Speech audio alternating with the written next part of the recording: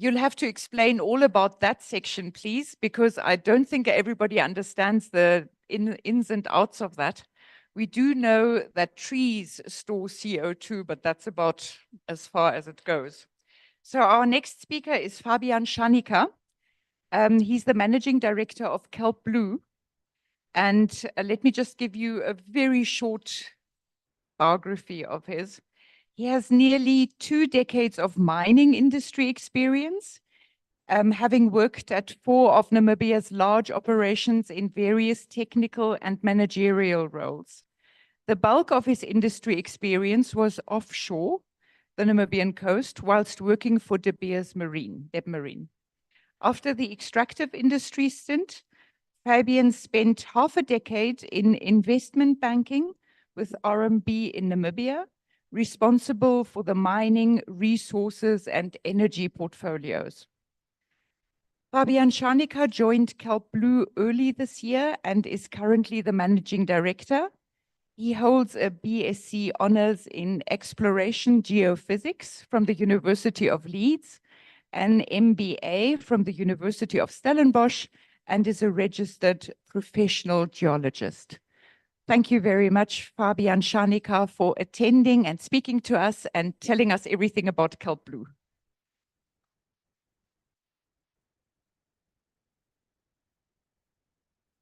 Yeah, firstly, good morning to everyone. And thank you for extending the invite, firstly to me, but also to Kelp Blue to come and spend the morning with you. When I got sort of the request to come out here, I looked at the previous topics or the preceding ones, as well as the title of my presentation, which I actually didn't choose, but it really is befitting. It actually asks me to focus on carbon storage and sequestration. Now, what we do is more than just pure carbon sequestration, but it is a bulk of what we do. My outline is really, I'm going to give you 4 minutes of a video that you can look at that tells you what we do.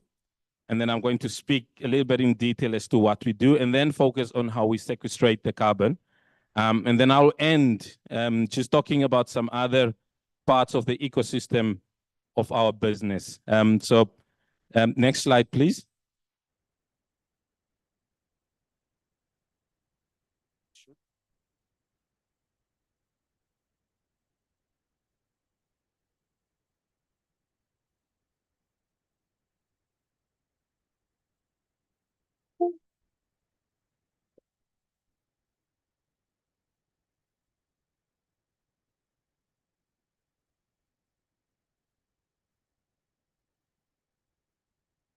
Meet kelp, giant kelp.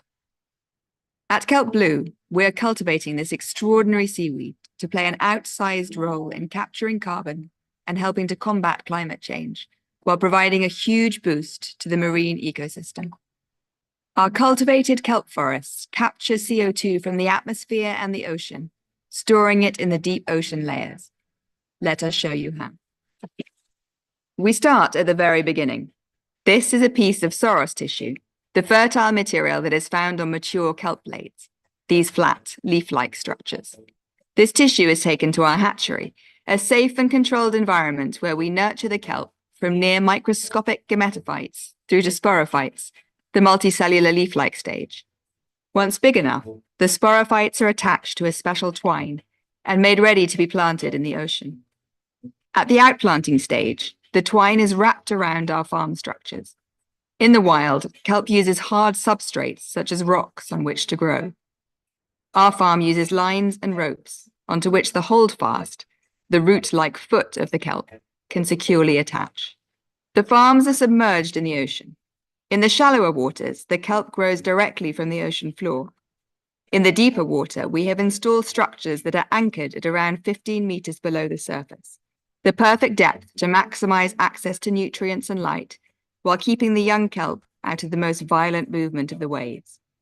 Each structure, approximately the size of 3 tennis courts, is designed to move in harmony with the forces of the ocean.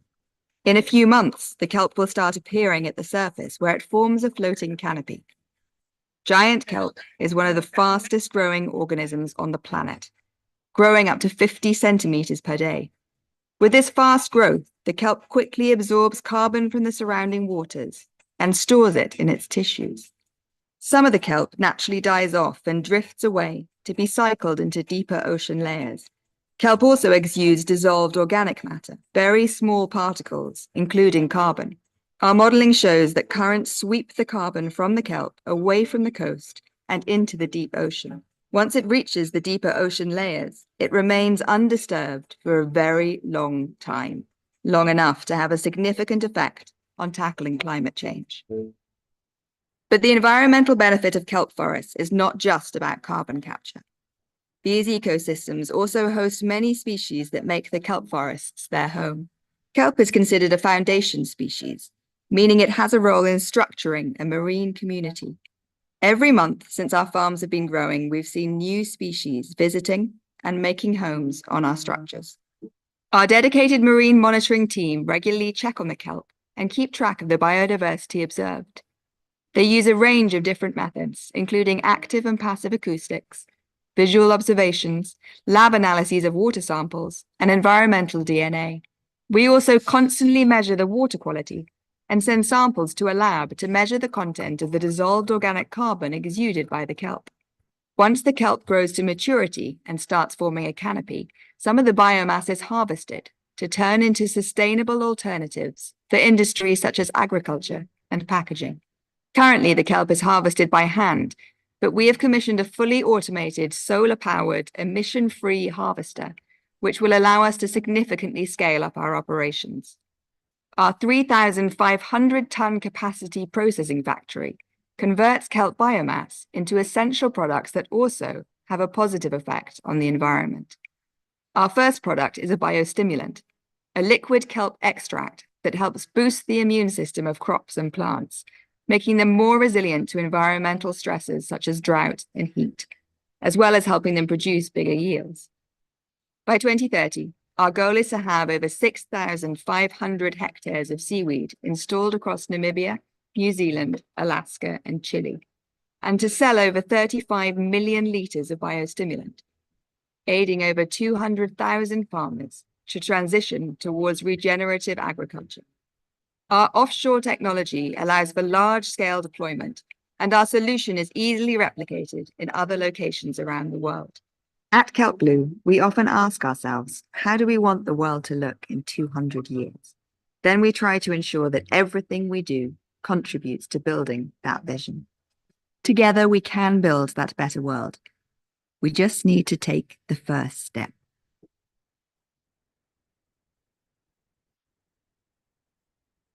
Meet Kelp.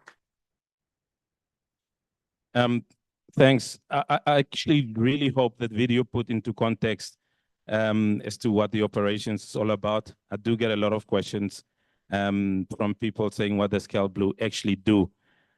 So in summary, really, we cultivate kelp offshore. And I have to say, this is the first in the world. Kelp is not new. Harvesting kelp is nothing new. But what is different is we actually cultivate the kelp before we harvest it.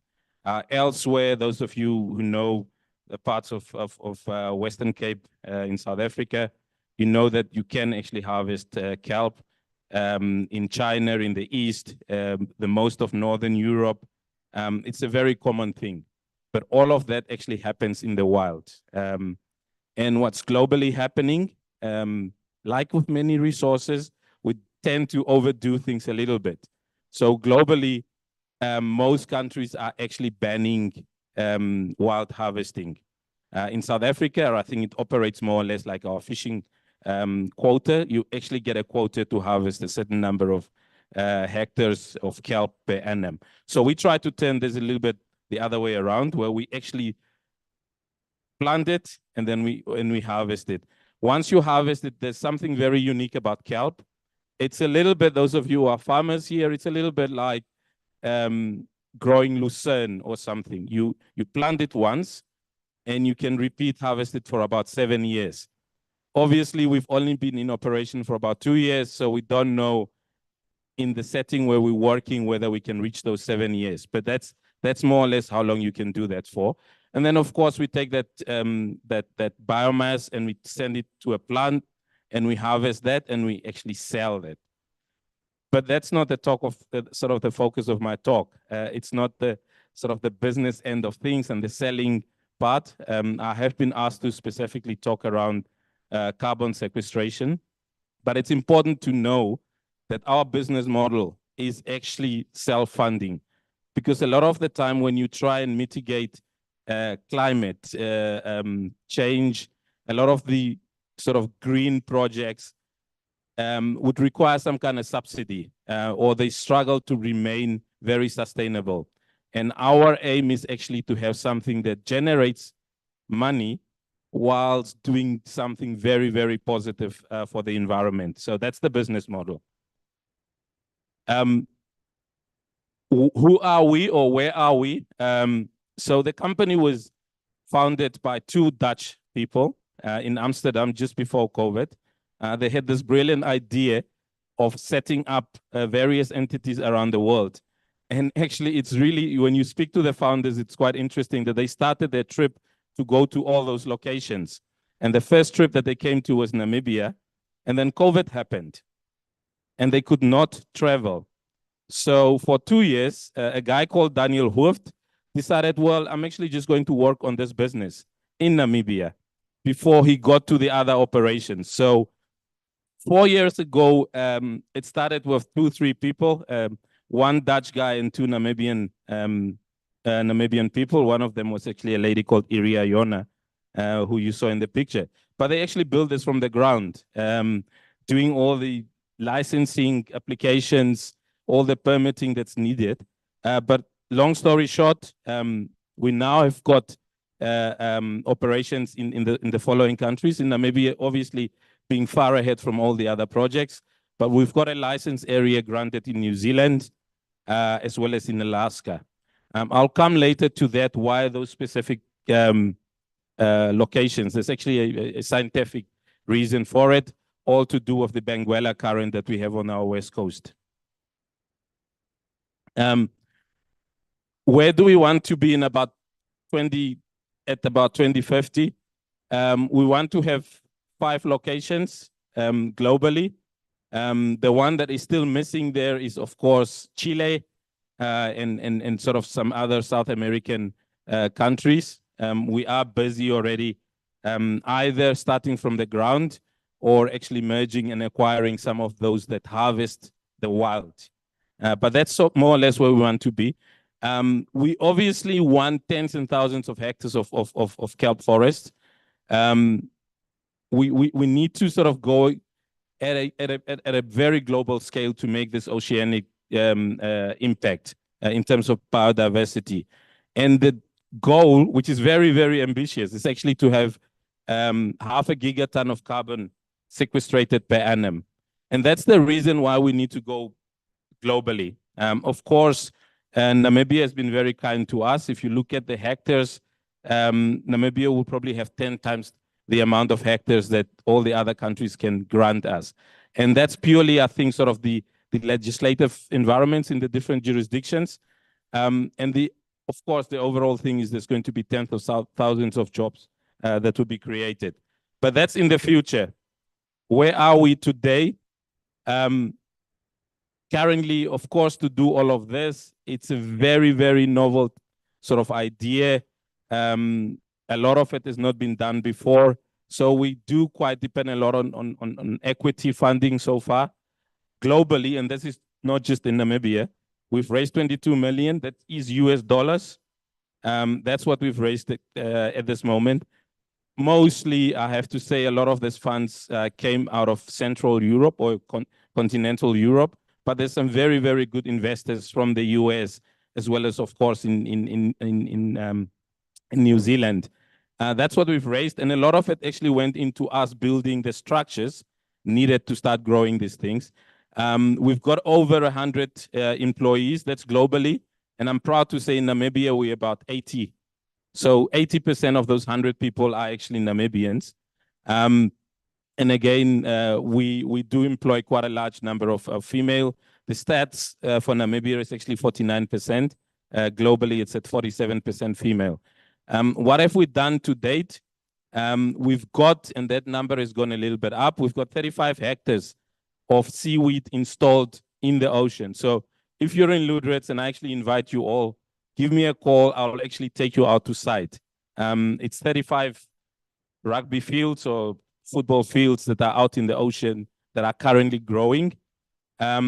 We are able to what we call install and sort of the seeding.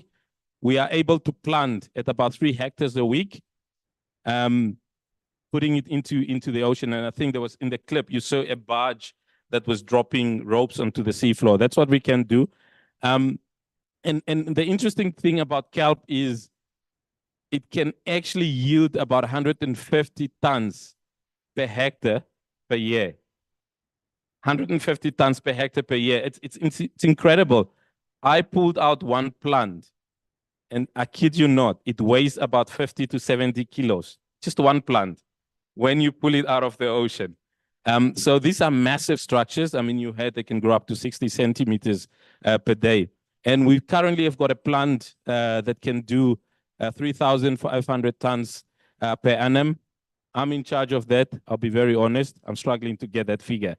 But luckily, the seaweed has not grown to an extent that I actually need to run the plant at maximum capacity. Of course, this is all in pilot phase. The idea is that once we run this for a couple of years, 2-3 more years, raise enough funds, we're actually going to go at a commercial scale. I think that the idea behind this is really just to say that we've got a very global team. There's a bulk of people sitting in the Dutch office, but then the rest is, because of our locations, we recruit everyone from everywhere. But the bulk, of course, is in Namibia, but we are supported by a very international team. And that is actually part of the business model. It's get hold of young, talented, bright minds across the world and let them join. And currently, I've got 3 or 4 expats sitting in Lüderitz, actually helping me out. But a lot of our R&D work actually happens in the Netherlands, but it's with people from all over the world. Guys like Michal, I think he's Lithuanian. So we pull talent from wherever we can.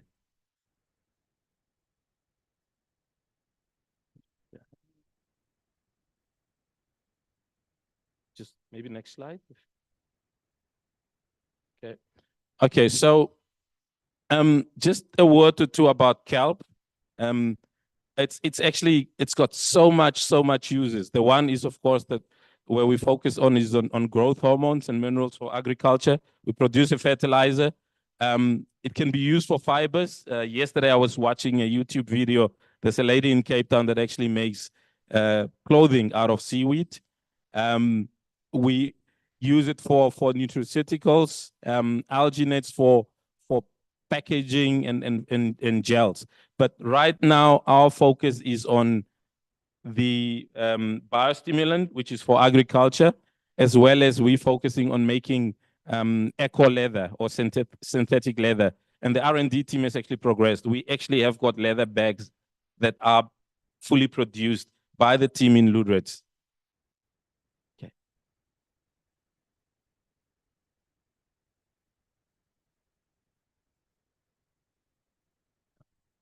Okay, so I think that the real question then is why kelp?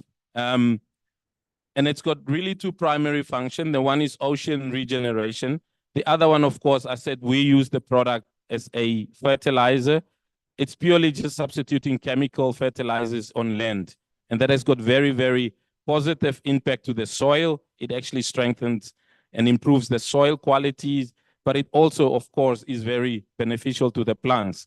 I mean, some people might even go as far as saying it performs better than the chemical fertilizer. But let's assume it doesn't. Then the bonus is actually you're not destroying the soil. My focus is obviously for today is on the ocean regeneration part of it. If you just go to the next slide. it's really got two parts to it. It's the carbon sequestration, as well as obviously increasing the biodiversity. When we started in our operation, we actually monitored the amount of species in the water.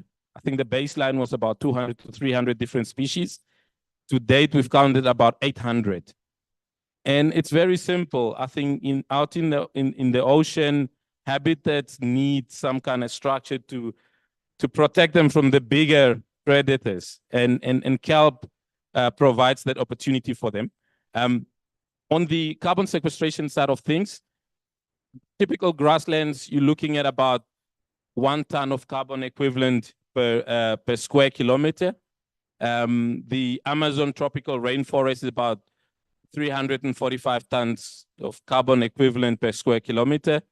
We think, and there's a reason why that range is quite high, but we think anything to up to 3,000 tons per square kilometer. The point here is we actually think kelp has got the biggest ability in terms of sequestrating carbon on Earth. So it really is worth focusing on this plant. That range, obviously, we have to start narrowing it because we don't know. And that's the next slide in terms of some of the work that we're doing. Okay. So how do we tackle this?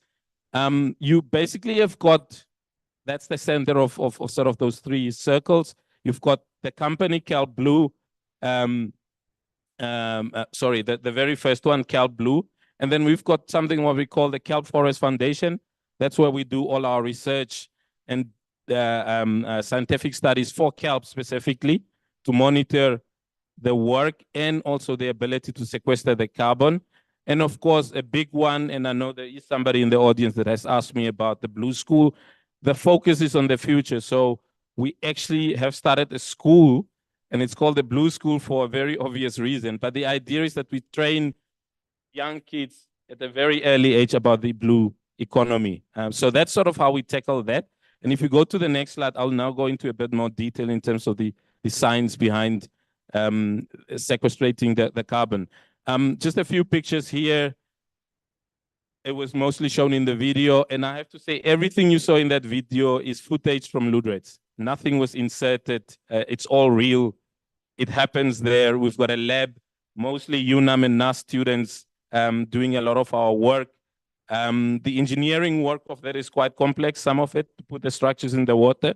But we do it all on our own. And of course, some footage just showing, I mean, that's kelp growing, some of the sort of increased biodiversity that we see in the area. Next slide. Somebody mentioned, I think when I was introduced, it was mentioned that you understand that plants capture CO2. It's actually the same. The only difference is kelp is not a plant. It's actually an algae. So that's the only difference. But it also uses the same mechanism of photosynthesis. So you'd grow these at a level where it can still receive enough light. In fact, it will not grow if you grow it too deep. That's why we're working in Shearwater Bay in Ludwig's. Our biggest site is at an area called Boat Bay, which is about 20 to 30 kilometers north of Ludwig's. It needs sunlight.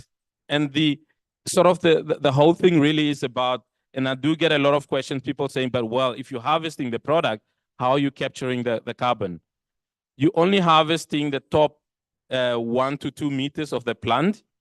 The rest of it remains below. And whilst it is below, you actually get particles of the matter that degrade from the plant, and those immediately dissolve into the ocean, and they get drifted into the deeper part of the ocean. That's actually how it gets sequestrated.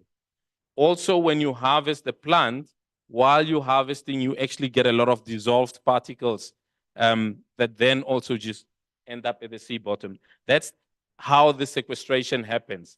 Of course, you could argue that in the period where you have the plant in place, you are keeping that carbon below the surface, but as soon as you harvest it, obviously it goes into products that can release it. And this is part of the reason why you need thousands of hectares. You need to do this at scale so that you do capture that. Do we understand the science behind this in terms of the carbon accounting? No, it's very clear. It's very early science. And our model is absolutely, our business model is not based on carbon credits at all. It's because we know we need another 3 to 4 to 5 years before we can put the carbon accounting methodology in place. By the way, at national level, Namibia is also now crafting our framework for doing carbon credits and the accounting and how that is going to happen. So we're very aware that it's not very developed. Next slide. So currently we think it could be anything between 6 tons to 30 tons of carbon equivalent per hectare. We don't know. So what we have done, we've sort of broken it up into parts. We've got a team that's just looking at the modeling of the kelp transport. I mentioned that you've got particles drifting away into the deeper ocean. We're doing sediment analysis to understand exactly once it's deposited, how it sort of manifests itself there. And then, of course, sort of net primary production in terms of the carbon uptake that we're looking at. And then the important part is obviously, how do you then know that the carbon that you're picking up is actually from kelp? So we need to have kelp biomarkers in place. There's an excellent technology called eDNA that's out. It's incredible. eDNA basically takes any liquid and you sort of send it through an analysis mechanism, and it tells you every bit of DNA that was in a radius of about 50 meters of where you took the sample for the last 3 days. Every bit. It's DNA coding. It's incredible. So we use that. It's very easy to do. We've got partners with those universities listed there that actually do this for us at the regular interval. So the point I'm trying to make here is, in terms of what we know now, is anything between 10 to 30 tons of carbon equivalent per hectare. What that exact number is, we don't know yet. And the work to quantify that is in place, but our business model doesn't count the carbon credits. I think there is going to be a lot of pressure for us to start selling these carbon credits already. We are talking about doing some forward sales, and it is out in the media. I can actually say it. De Beers, for example, actually was one of the early investors into this. They've got already direct rights for whatever carbon credits or carbon credits come out of the first 100 hectares of our plant or of our farm. So I can see us forward selling a lot of this going forward. And the next slide.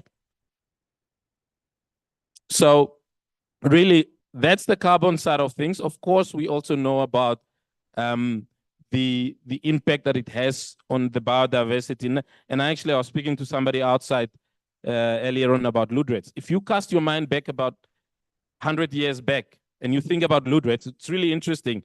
It started with, actually, I have to think, I can't remember which one came first. I think it's the whaling. Whaling came first, and then you had the guano harvesting, and then you had fish. You could argue diamonds started at the same time as well. And then you had lobsters, and then you had, well, now you've got oil and gas coming. Oysters as well. But the point here is all of those were all extractive industries. And, I mean, where are the whales now? Gone. Guano, I mean, I went to Halifax Island the other day, very depleted. So the thinking is actually, I reckon if we run this for 20 years, 30 years, 40 years, you're going to see a lot of those things coming back. We're working very closely with the Ministry of Fisheries. They're very excited about what we're doing, because what we've already picked up is the juvenile fish during the mating or the sort of mating season actually coming to the kelp forest. That's where they lay their eggs. And then actually they use it as a breeding ground. And also the eggs actually have got a higher probability of survival when you are around the structure as opposed to be in the open ocean. So we really believe that overall, the biodiversity situation in the west coast of Namibia could drastically benefit from this once done at scale. Next one. I've spoken, and I have to touch on this because it's quite core to what we're doing. Lüderitz is a very remote community. Getting young professionals to live and work in Lüderitz is a challenge. And we realized one of the things we need to fix is a proper school. Our average workforce age is 26. We've got, I think youngest is 19, oldest is just close to 50, and I'm in that bracket almost. But the point is, we realized that to keep a workforce in Lüderitz, we need to start somewhere, and the school was really key. Of course, also trying to teach them about the blue economy. So we've got 40 students this year. We think it will go to anything about 100 by next year. We've got a boarding school in place with 4 students at the moment. We think next year it's probably going to be around 20. But this is very key to our operations. Next slide.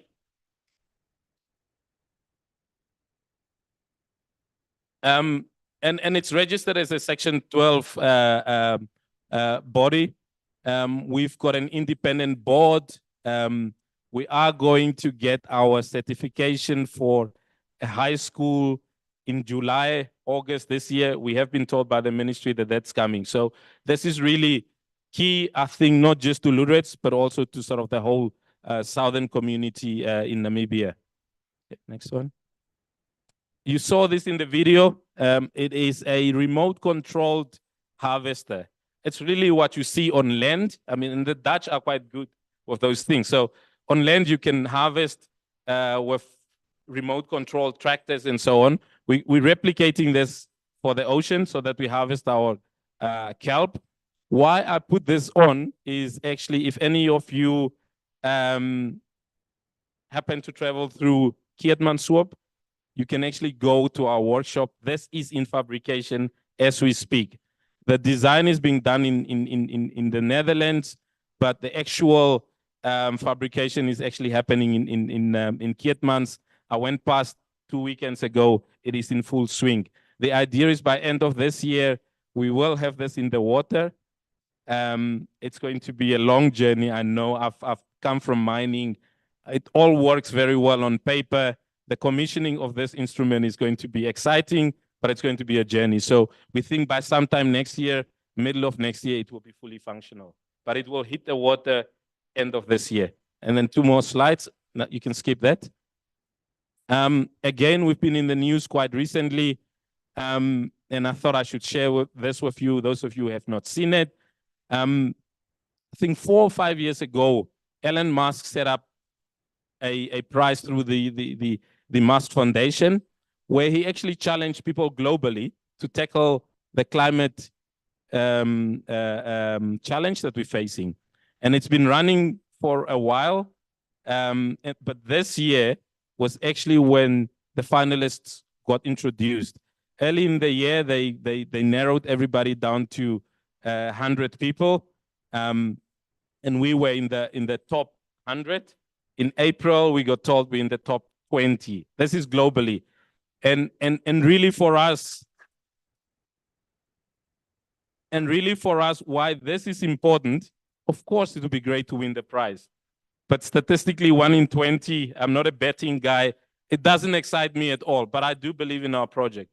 What it does do, however, it gives us really the coverage that we need globally. I mean, I get guys from Bloomberg phoning me up, asking about this. We've got from September, the very first week until the last week, we've got investors in the US lined up to meet not only us, but also the other 19.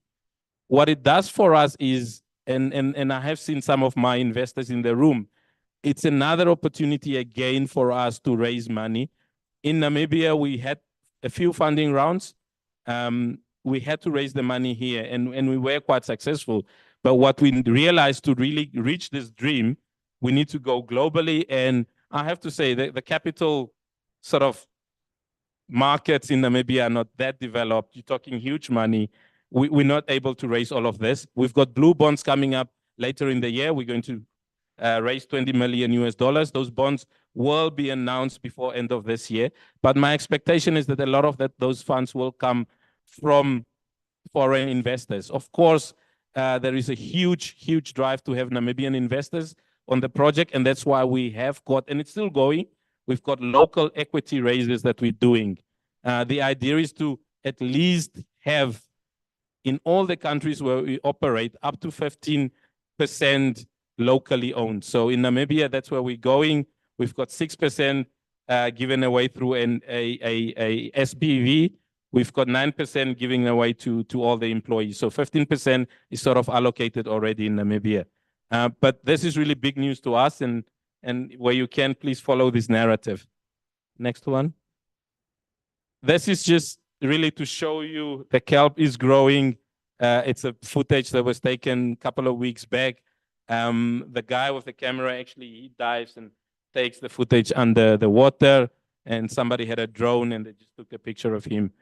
So all happening in Lourdes. And as a final point for me, where this really matters to me is, this is a typical example of where I think Namibia should go. Young people should embrace the idea that you can really do something that's never been done before. It is very innovative, but we're not afraid to tackle it. So that's really, for me, that's the key message in all of this, because we need new industries.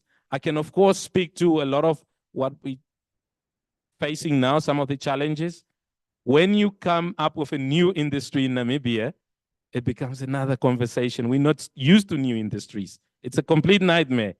I think Namibia historically has been so import-focused and orientated that when you start doing something that you want to export, it's a different story. Somebody always jokingly tells me, it's so easy to bring painkillers in Namibia. I feel sorry for the next guy who's going to produce them here and try and get them out of Namibia. Anyway, on that note, that was my story. Thank you very much.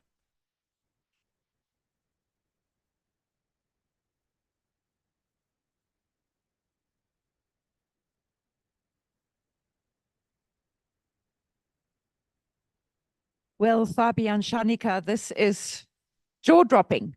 Thank you very, very much. And what really nearly brought me to tears was the fact that you're already beginning to create work, jobs. The harvester produced in Keetmanshoop. I don't know how many jobs that creates, but it does, because every person who moves there to build that harvester will obviously also employ some people, and even if it's a cleaner. So thank you very much. I'm in awe. Thank you very much. Now, time for questions. Oh, before I get to that, may I quickly tell you that we have one organization to thank for that we are actually here, and that's the Hans Seidel Foundation. Without them, we wouldn't be able. Obviously, the auditorium is given to us by the Goethe Institute. We're very, very grateful for that, because renting an auditorium like this one with all the technical facilities is a challenge on its own for an organization like ours. But Hans Seidel Foundation has assisted us tremendously with the presence and with the catering and everything else. And thank you to them, because otherwise you wouldn't be standing here either. Good. Now to questions. Yes, Mr. Hashingola. Sorry, next other.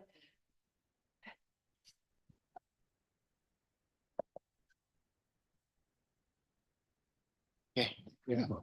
Lapita Hashingola, my name. I was just introduced now. Thank you very much for a very insightful presentation. I think very innovative, what I've seen. I'm intrigued in terms of the commercialization. I think you were speaking more in terms of the extraction. To assess the opportunities regionally, globally, I would like maybe you can share what are the opportunities in terms of commercializing it. You spoke about fertilizers and so on. Maybe you can go a little bit into that. Thank you. Brilliant. Yeah, I did, and I have to say, I didn't quite know what to focus on for the talk, but I did leave that part out. I think in terms of commercialization, a starting point is, of course, there's few things. You need scale. And the scale is because we want to impact the climate. But other than that, actually at a probably 200 hectares, 100 hectares, the economics actually work out very well. And it's largely driven by, you've got fairly high capex upfront to get the structures into the ocean, but thereafter you've sort of got just steady returns with very low OPEX. It's literally going out and harvesting. So what our plan, of course, is firstly, we had to get some offtake agreements in place. And there were very generous multinationals. In fact, actually, it's only one, but it's so big that it actually we've already got an offtake agreement. And the idea with that, it's actually how they want to change the farmers from whom they procure their products to change their mentality. So they've been telling, because this big corporate has got pressure to change their carbon footprint. So they tell their farmers, can you stop using the organic fertilizer, the chemical fertilizers? But the farmers won't do that because they need to keep supplying. So what this entity has done is actually said, no, it's fine. We buy that from you, and we will give it to our farmers to use on their in their production. So the offtake was very, very important. And for any startup, I mean, you know that you need to have some offtake in place to go forward. But in terms of just the unit economics, I think you're looking at about close to $4 per liter net profit overall in the full value chain. Now, if you do the numbers and the number of the number of hectares that we can produce, that's massive. How do we go to market with this? What we've done, of course, is we trying to get to farmers directly as opposed to have distributors across the world. We've got what we call ambassador farmers. In Namibia, we have got 2 of them registered already. We need about another 8. Globally, we've got about 28 global ambassador farmers signed on. A lot of them is in Europe, a couple of them in South America. And the idea is we want to supply directly to those farmers. That's on the other end. In Namibia, we think 10% of the product will be consumed locally. And that's almost because it is important. Namibia is a drought-stricken country, but that's not where the money lies. The money really lies in the other 90% of export. So it's going to be very export-dominated. Where are the opportunities, I think, for Namibia and Namibians to participate in this? I think it's the logistics. At some point, we're probably going to be shipping 8 containers, 24 food containers per week. 8 containers. And if we don't get the port of Ludwig upgraded, it literally means having to run those containers all the way to Walfish Bay. So that's a real, I think, a real economic opportunity there. And in terms of just routes to commercialization or how and I have said this is not new. There's a company in South Africa called CalPack. CalPack does exactly the same product. You can go to Agrimark now and buy a bottle of CalPack. I think it's about 200 Namibian dollars per liter. So it gives you a little bit of an idea. And this year, we plan to do about 800,000 liters. So yeah, I'm just dropping a few data points for you to do some of the numbers. But that's idea, direct route to the end user. And yeah, in Namibia, I think opportunities are largely in logistics for participation. Before I get to you, let me quickly also ask 2 questions. One is the growth enhancer. When you put it on the land, is a section of it released back into the atmosphere of the carbon, or does it all work as a growth enhancer? And the second one is, will the full production of that growth enhancer take place in Namibia? Okay. I'll be very honest on the first one, and really I can get back to you. On the first one, I actually don't know.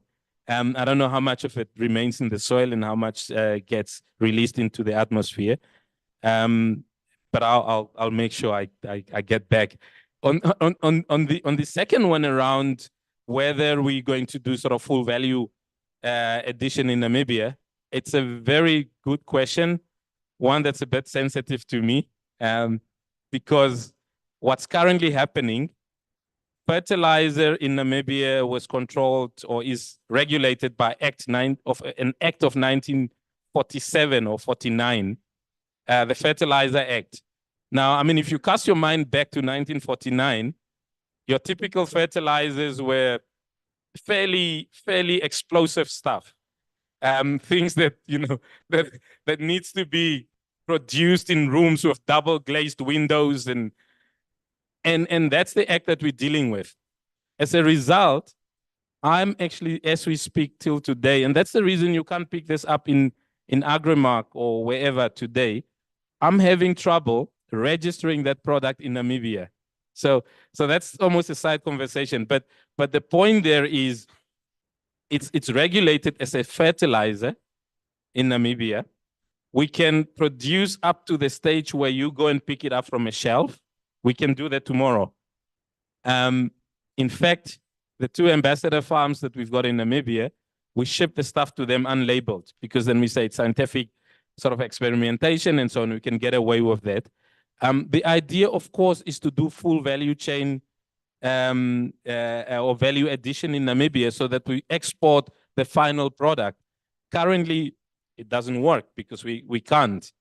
But it's actually, I have to be very honest, the value addition part it's quite straightforward. You extract this, and then you put it through a plant, you press the liquid out, and you get the residue on one side. That's really the process flow. Now, the liquid, once you press it out, of course, there's certain formulations that you need, because for grapes, it's not the same as for tomatoes, as an example. Once you press it out, it's ready for the market. So the value addition for Namibia really is to have that made in Namibia sticker. Make sure you bottle it and you label it as such. That we're not doing. And it's largely because we are busy. I'm hoping by end of this year, I will have to have that product registered. But in the meantime, we're exporting. We had our very first consignment 2 months ago, where we exported close to 25 tons to Rotterdam. I've got another container of about the same quantity of about 25 tons going out in the next 3 weeks. So we are able to export, but unfortunately, not with that proudly Namibian sticker on it. Thank you. And you do know that Namibia now has its own barcode. Yeah, great. Harry Schneider-Waterberg.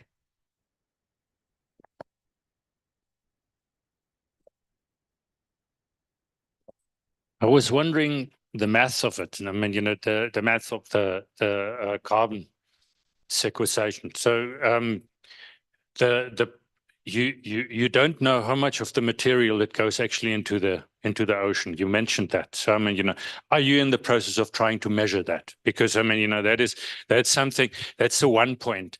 The other point is, if you harvest it, obviously, I mean, then you've got a plant that has already carbon in it. When you harvest it, does that carbon go into the atmosphere? That's the other question. And then, do you measure that? The third question, or the third aspect of it, if you look at the line of actually getting it into a market, I mean, how much diesel, how much, to transport it, to manufacture it, all that kind of thing.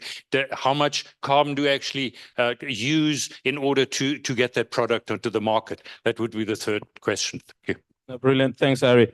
I think it's great that you recognize that we don't have all the answers, and I always put it out there. I think in terms of the very, very first question, what are we doing? We're actually working with registration agencies. I think it's called the Gold Standard, to get our carbon accounting methodology approved. It's an independent body. I think they do it more or less the same for charcoal producers, biochar, and all of that. So we are in the process of doing that. And there's a reason why we had to do that. The investment by De Beers, it was $2 million, specifically specified that a portion of the work must go towards the carbon accounting methodology. We need to know exactly how it's done. But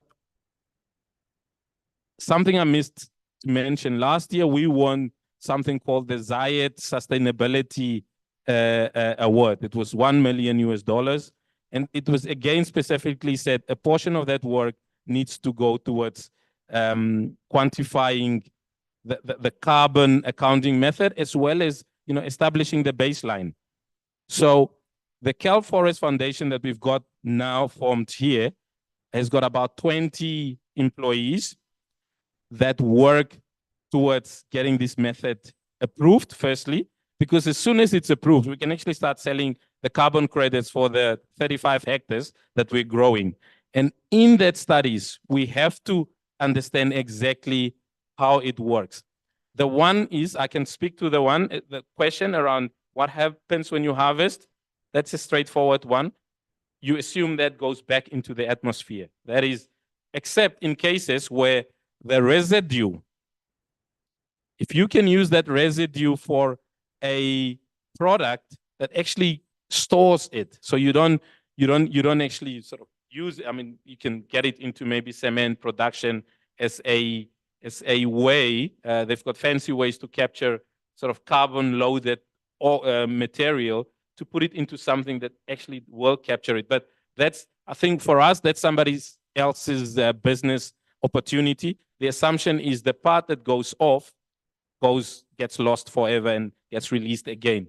The remaining part is the focus of our work. And it's in two parts, as I said. The one is simply where, as the plant grows, you've got particles, it just degrades naturally and it goes back into the ocean and it will drift back. As you harvest, you probably lose 10 or 5% of the matter, and it will also go. That's the focus of what we need to quantify in terms of how much are you actually locking away. The third one, which I think it's still touch and go. Remember, how we grow this is two methods. The one is we literally drop blocks onto the seafloor. Those blocks, as the kelp grows, the roots actually anchor themselves onto the seafloor. It hasn't been that successful because we picked out our coast is quite sandy. So they actually just anchor themselves to the blocks. But the idea is actually you want them to anchor themselves to the seafloor. Now for that, what will happen is for as long as those structures are in place, keeping in mind that we only harvest the very top part of the plant, the rest will always be sort of locked away. But we don't think that's really definite yet. The other method, of course, is roping structures. That isn't forever, it's only for 7 years. To answer your question, it is exactly what we're trying to quantify. How much of that drifts away and gets locked away permanently? And that will give us that number that we will then be able to sell our carbon credits for, because we don't know how much we lock away. That's the second, sort of the second question, or the second, the part to your second question. And then I think on the last one, which was, just repeat that again, it was around, our own footprint. It's, I guess most companies are struggling with that. I'll be very honest. We as well are struggling with that. We've just gone on to a new platform. When we book our flights, we need to know what is our carbon footprint. But the very simple idea for us, it's obviously we have to offset our own credits or our own emissions.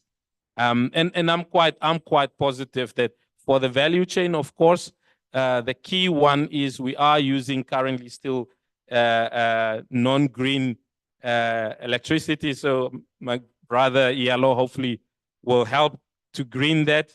The water we still use is not desalinated water, so we will convert that. I think the biggest footprint will come from transport, and that's why we've gone with the harvester. It is solar powered, remote controlled. In fact, the second image I flipped very quickly through, you had a harvester and an even bigger sort of structure there. This harvester and the remote controlled units, we actually trying to expand. We actually playing around with the idea, and we've partnered up with somebody for whom it's core area, so that we've got solar powered barges or whatever you want to call it that actually does logistics for us around the West Coast. If Lüderitz doesn't get upgraded quickly, we still need to get to Walfish Bay. But imagine if those 24 containers, if I can put them onto a remote controlled solar powered unit that actually gets it from Lüderitz to Walfish Bay, at least we'll decrease our footprint there. The biggest one, I think the biggest culprit, of course, currently we're shipping by air freight. But again, I mean, with all these developments around green hydrogen and so forth, the idea is that we can then integrate into the greater opportunities so that the ships that we're going to use, or the container ships that we're going to use, maybe can be powered by green power. So are we there yet? No.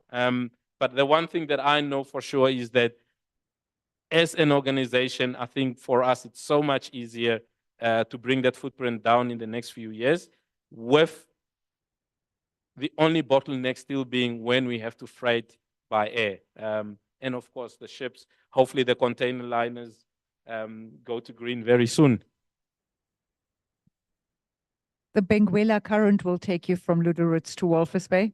It's the other way around that you need the solar power. Who has the next question?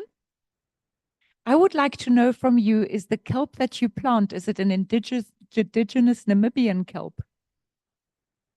Very good question, and it comes up quite a lot in our conversations. The one is, no, it's not indigenous, but I always highlight to people that it's the giant kelp, and the way you would recognize giant kelp is it's very unique because it's got bubbles, like little bubbles, and that's actually the reason why it comes to the surface, because it's buoyant, and you can harvest it at the surface. Otherwise, it will just sort of lie or go downwards. So it's very buoyant. That grows on the West Coast now, and I think around Robben Island area it grows quite well. That's what the guys are harvesting in South Africa. Why does it not grow in Namibia naturally? I see Mr. Galloway sitting here. The reason is actually very geological.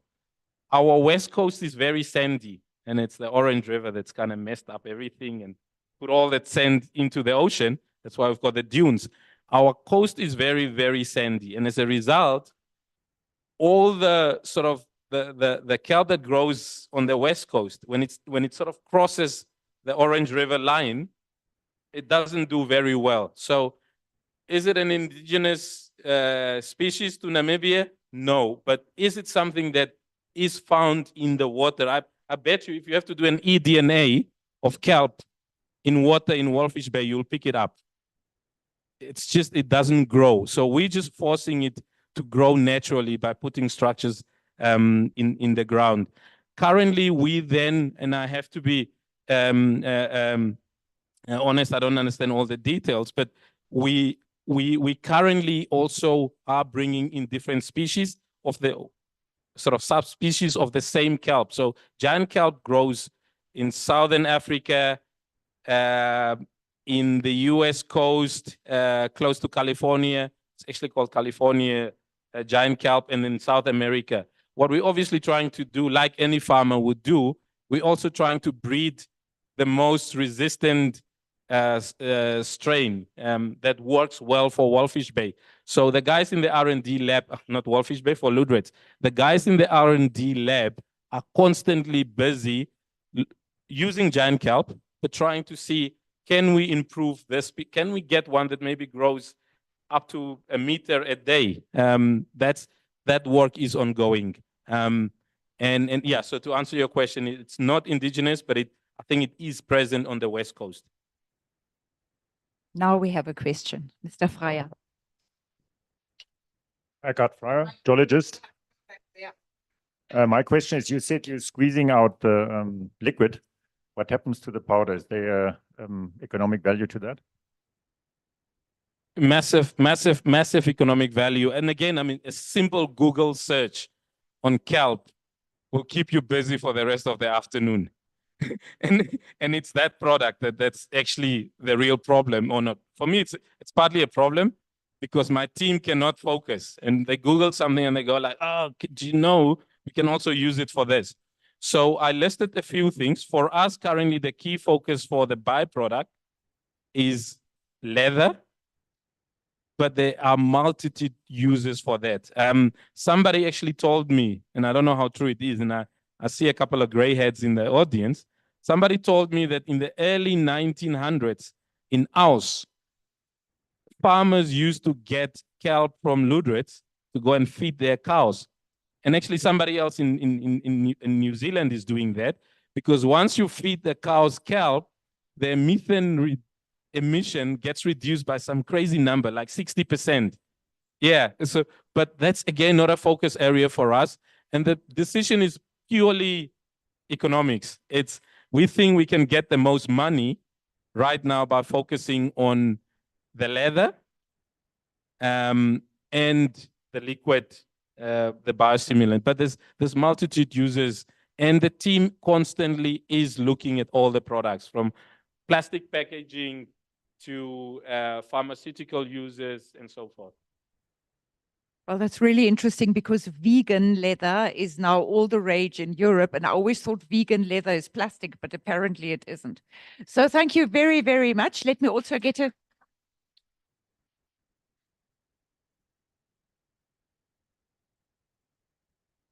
Hans Seidel Stiftung was kind enough to offer us presents as a token of appreciation to our speakers on environmental policies and environmental awareness. Thank you very, very much. This was so interesting.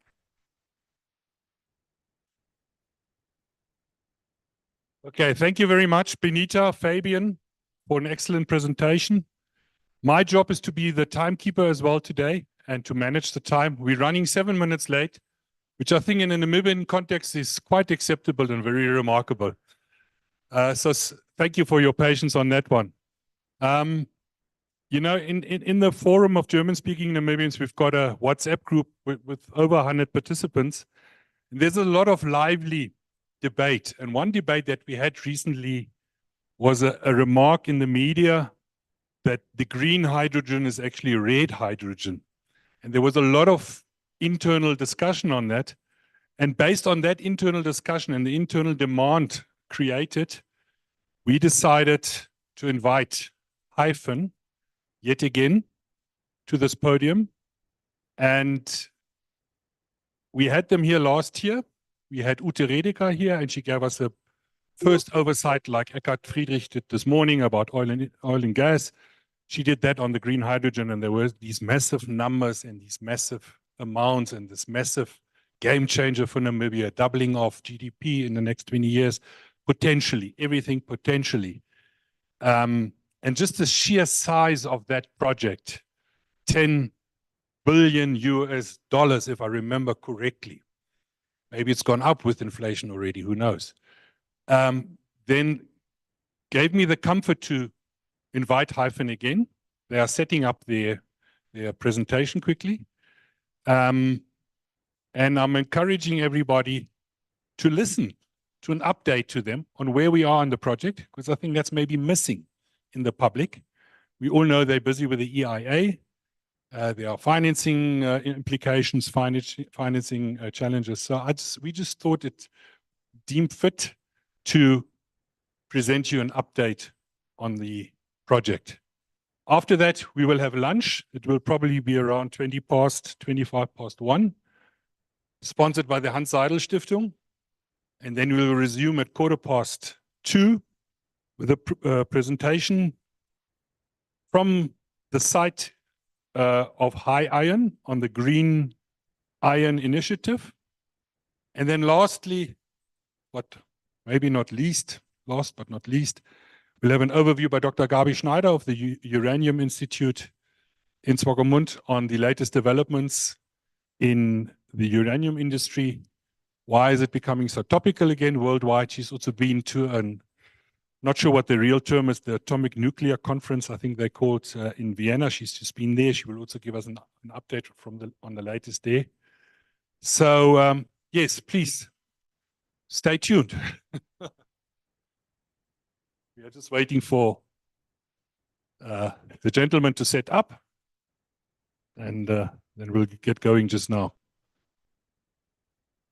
Please don't all leave the room. You're making me uncomfortable. Okay, quick comfort breaks are allowed, but very quick ones.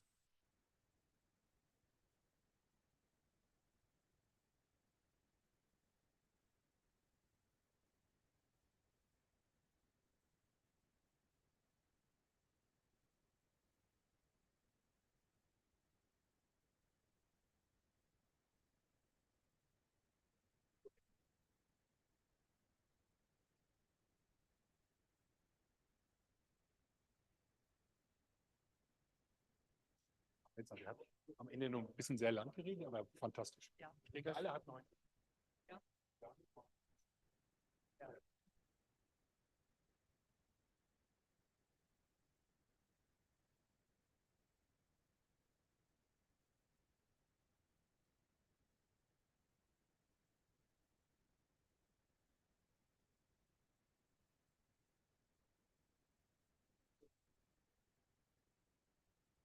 Welche Gruppe?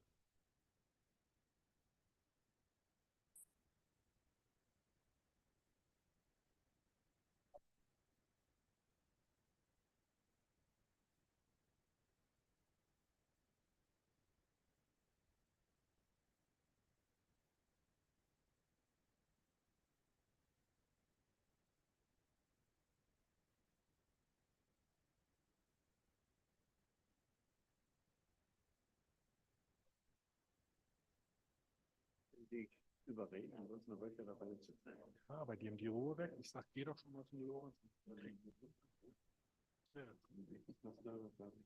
Ja. Das ist ein Kapstadt-Club, ne? Aber ich habe länger nicht an die hat eine Dame noch mitgebracht, eine Kollegin, die will er aber vorstellen. Ja. Also er ist da, aber ja.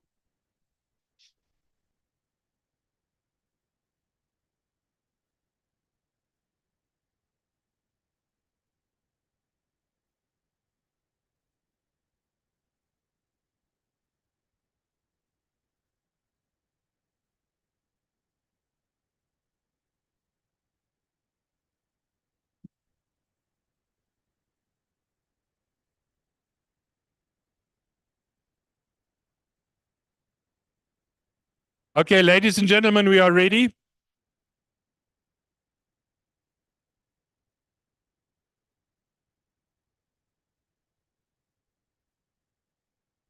It is my distinct honor to introduce to you, I think the title is the Senior Manager for Communication and Stakeholder Relations. Is that the right title?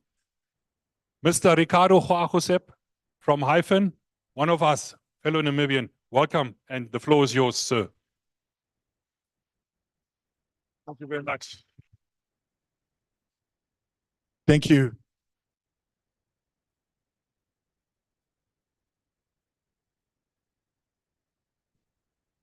Thank you. Good morning. Oh, can you hear me? Okay. Because it's red here. Usually red means stop. So I wasn't sure whether the microphone was on. Good morning. My name is Ricardo Goagoseb. Harold, I'm disappointed that you haven't learned the clicks after so many years. That's not an excuse anymore. You have to make an effort now with the clicks. Nonetheless, thank you so much. I'm responsible for the communications and stakeholder relations at Hyphen. I have joined Hyphen, I think, 3 months now that I'm with the company. Many of you might know me, of course, from being in the media for the longest of times and on multiple platforms, conferences, etc. But I'm now in the capacity to just assist Hyphen to make sure that we bring the message across in as far as green hydrogen is concerned and what resultant benefits are there for Namibians. Now, next slide. Are we? This is already starting, eh?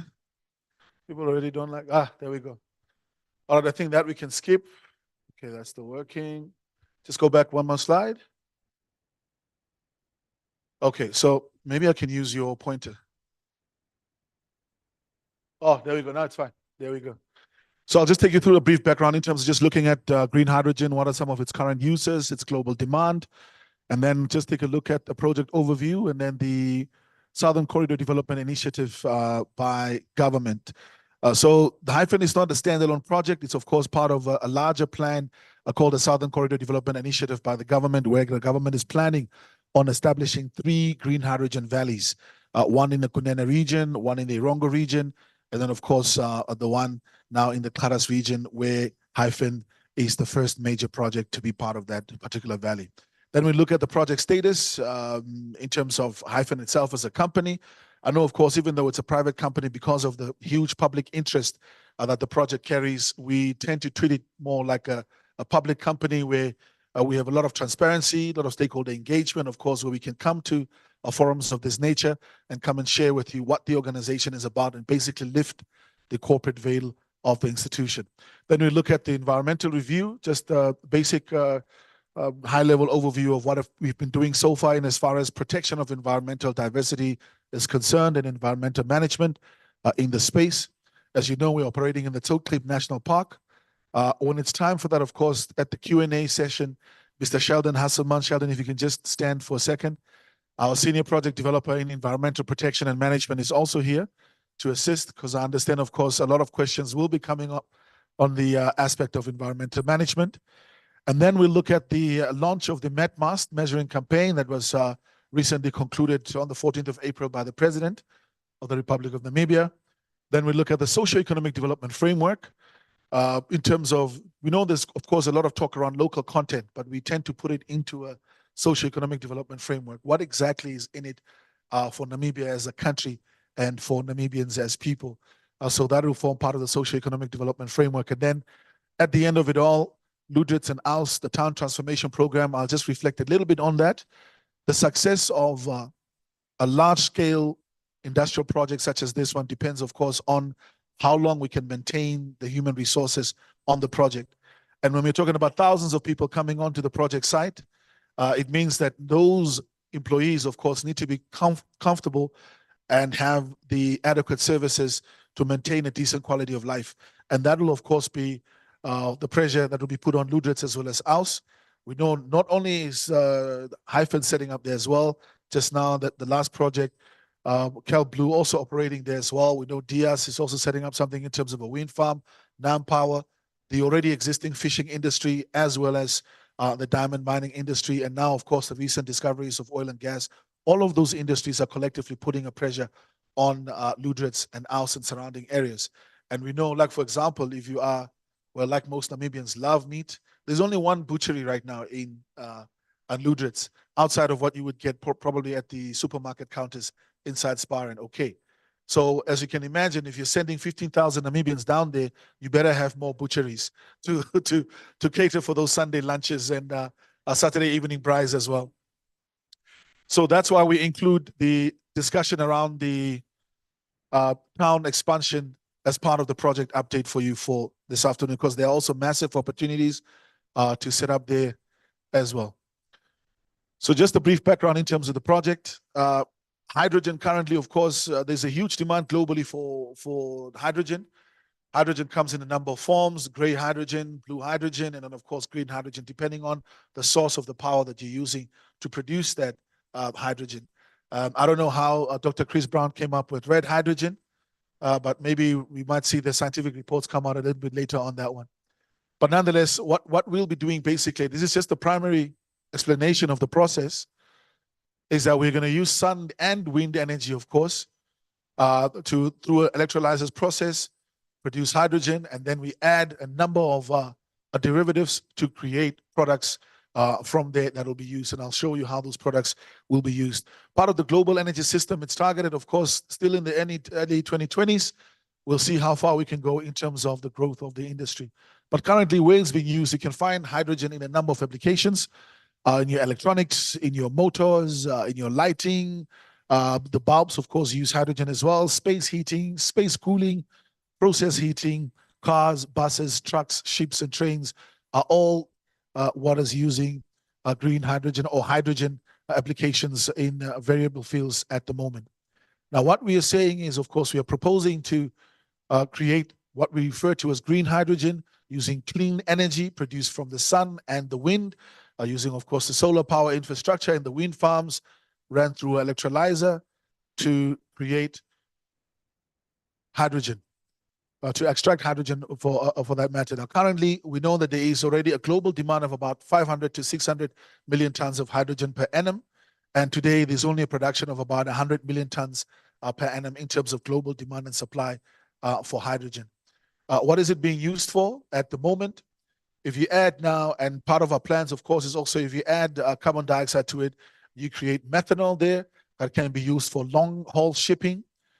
If you add nitrogen, you create ammonia or green ammonia, which is used now for fertilizers as well as explosives. We have, of course, a lot of experience in explosives as a country because of our topography and our large mining industry. At the same time as well, of course, fertilizer, the demand for food is just growing and growing. Of course, we know right now with the variable rainfall patterns that we're also experiencing here in the country, with the president having recently just declared a national emergency for drought, that there is a huge need also domestically for fertilizer. But what we'll be creating will, of course, be targeted for global supply and also local consumption as well, depending on the demand thereof. If you add steel to that same green hydrogen or to that same hydrogen, or the more carbon dioxide, you can also get a derivative called the kerosene that's used for long-haul aviation. This is quite an important one here in terms of the kerosene and the long-haul aviation, because we know that there's going to be a huge manufacturing plant that will be set up in South Africa for aviation fuel, which is part of their just transitional plan, where they've raised about $7 billion US to be able to kickstart some of those plans. But I will explain to you how that ties into a larger opportunity for regional integration. When you add iron ore to that, then you get raw iron, which can be used in producing what's called green steel in steel making. There's, of course, I think it's Saldanha Bay, if I'm not mistaken, where they're setting up a huge steel making plant also in the Cape. And they will also be a part of the major off-takers of the green hydrogen that will be produced, besides, of course, the large market, which is the European market, with a particular focus on Germany. In terms of course, there have been a lot of talk around production of low-cost hydrogen. Why do we say that Namibia has some of the low-cost hydrogen and that we're targeting in terms of production? It is, of course, because of the two hydrogen costs that are hybrid from solar PV as well as onshore wind systems in the long term. We know, even if you look at the cost of solar power or setting that up, if you calculate that about 15 years ago, it was way more expensive than what we get now. And over the last 15, 20 years, we've seen a rapid expansion, a rapid growth in that space of solar power production, solar PV, and even storage of solar power has really increased over the last 15 to 20 years, thereby bringing down the overall cost to a point where we can now, if you are medium income, you're able to set up and get off grid, even if it's within the city spaces. You can have your solar panels on the roof, et cetera, et cetera. Of course, it was gradual. We started first just with the geysers, and then we moved along now to powering complete ecosystems using solar power at a much affordable rate. And that's, of course, what we're looking at over the long term in terms of the cost of green hydrogen. Another factor, of course, is that, as you know, there are geopolitical matters at play right now. If you look at what's happening, of course, with the reliance on Russian gas and oil, those changes are, of course, also informing the decision and making this a very, very good space for the production of green hydrogen. Not only that, one of the biggest benefits that we have as Namibia, of course, is also that we have the land mass to set up this infrastructure, because you need large infrastructure, particularly for wind power generation. And as you know, the Toe Cape National Park, for example, is about 26,000 square kilometers, not inhibited by anybody at the moment.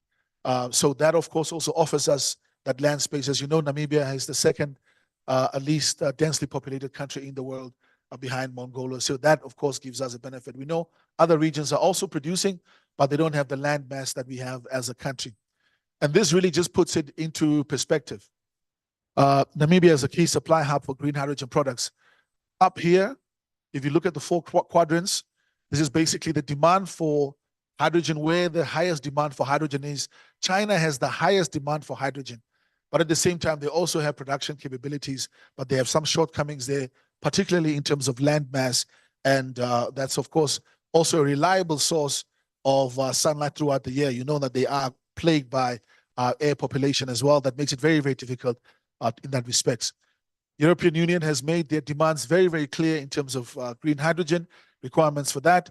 That's why there was a memorandum of understanding also signed last year with the EU, where the Rotterdam Ports Authority is also part of that particular memorandum of understanding, and Rotterdam will be assisting Namport in terms of setting up a new port infrastructure, not on Shark Island. I know there's a huge news story going on around hydrogen expansion of the port towards Shark Island. The Shark Island expansion has nothing to do with green hydrogen. That's a historical expansion by the Namibia Ports Authority, because the Robert Harbour, the current harbour that they have been using since independence, is already full in terms of capacity. So the challenge really is they already had these historical plans in terms of expanding the port to accommodate their current tenants. We are not at the moment clients of Namport because we're not exporting anything. So the new harbour will be set up at Angra Point, which is about 20 to 30 kilometers away from Robert Harbour itself. So the Shark Island expansion, I know it's very sexy for non-governmental organizations to use Hyphen now to sort of, put it out there, and, with the resultant benefits that come from that as well. But Shark Island and Hyphen green hydrogen are not in the same conversation. We have nothing to do with the ancestral bones of the Nama people that have been allegedly thrown overboard there as well.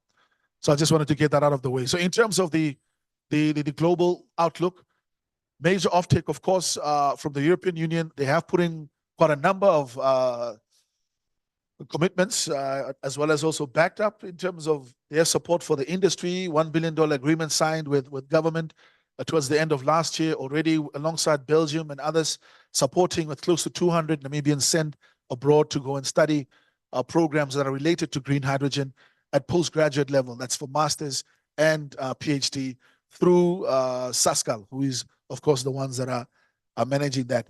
We have also seen EU's commitment to offtake through their support for the setting up of about 4 pilot projects. ONL and Cleanergy are part of those. They recently launched a service station for long-haul trucks to be refueled there as well. We know the Dores Green Hydrogen Pilot Project also in Dores in Irango region, and I think Transnamib and one other project which has just eluded my mind at this stage. South Korea, of course, also showing major interest, and Japan, we're also looking at to be a major off-taker. Those discussions have reached quite an advanced stage as well. You might be wondering what's happening in production. In terms of production at the moment, Morocco, of course, has announced that they're going to start producing green hydrogen. Again, they don't have the kind of land mass that we have, so scalability will be a major challenge for them, although they have got the capital, even at government level, to invest in the production of green hydrogen. Chile, of course, is already producing, but of course, they are competing with us in terms of wind resource and the seasonal reliance on sun compared to what we have here in the form of the Toe Cape National Park. South Africa, of course, has announced some ambitious plans. I mentioned that $7 billion investment that they're looking at over the next 5 years to unlock that potential as well. And I will chat to you a little bit later on about that as well. I think because if the lighting was a bit better, you would have seen here, this is a map of South Africa down here, just indicating that aviation fuel in Gauteng province, green steel in the Cape, and of course, green ammonia production here in Lüderitz. That's how we are looking at sort of a regional collaboration between the countries.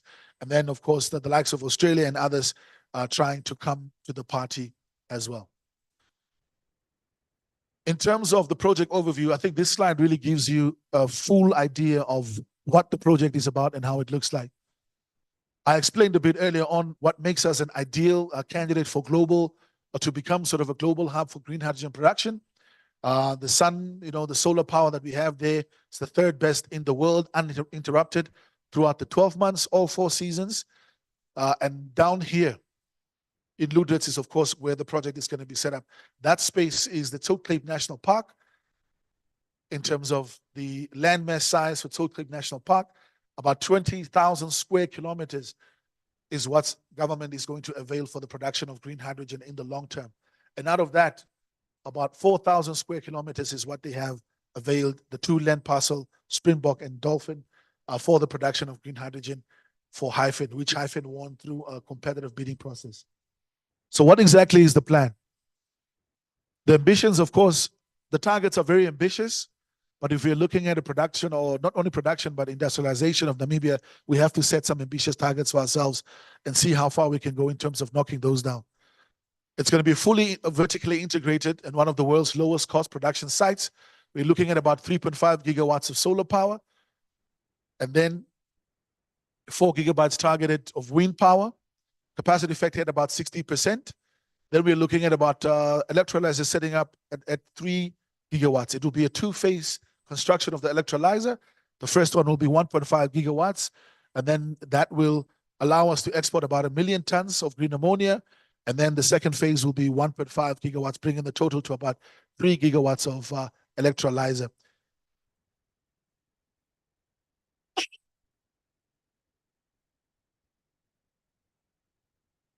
Out of that, we are targeting to produce about 370,000 tons of green hydrogen per year.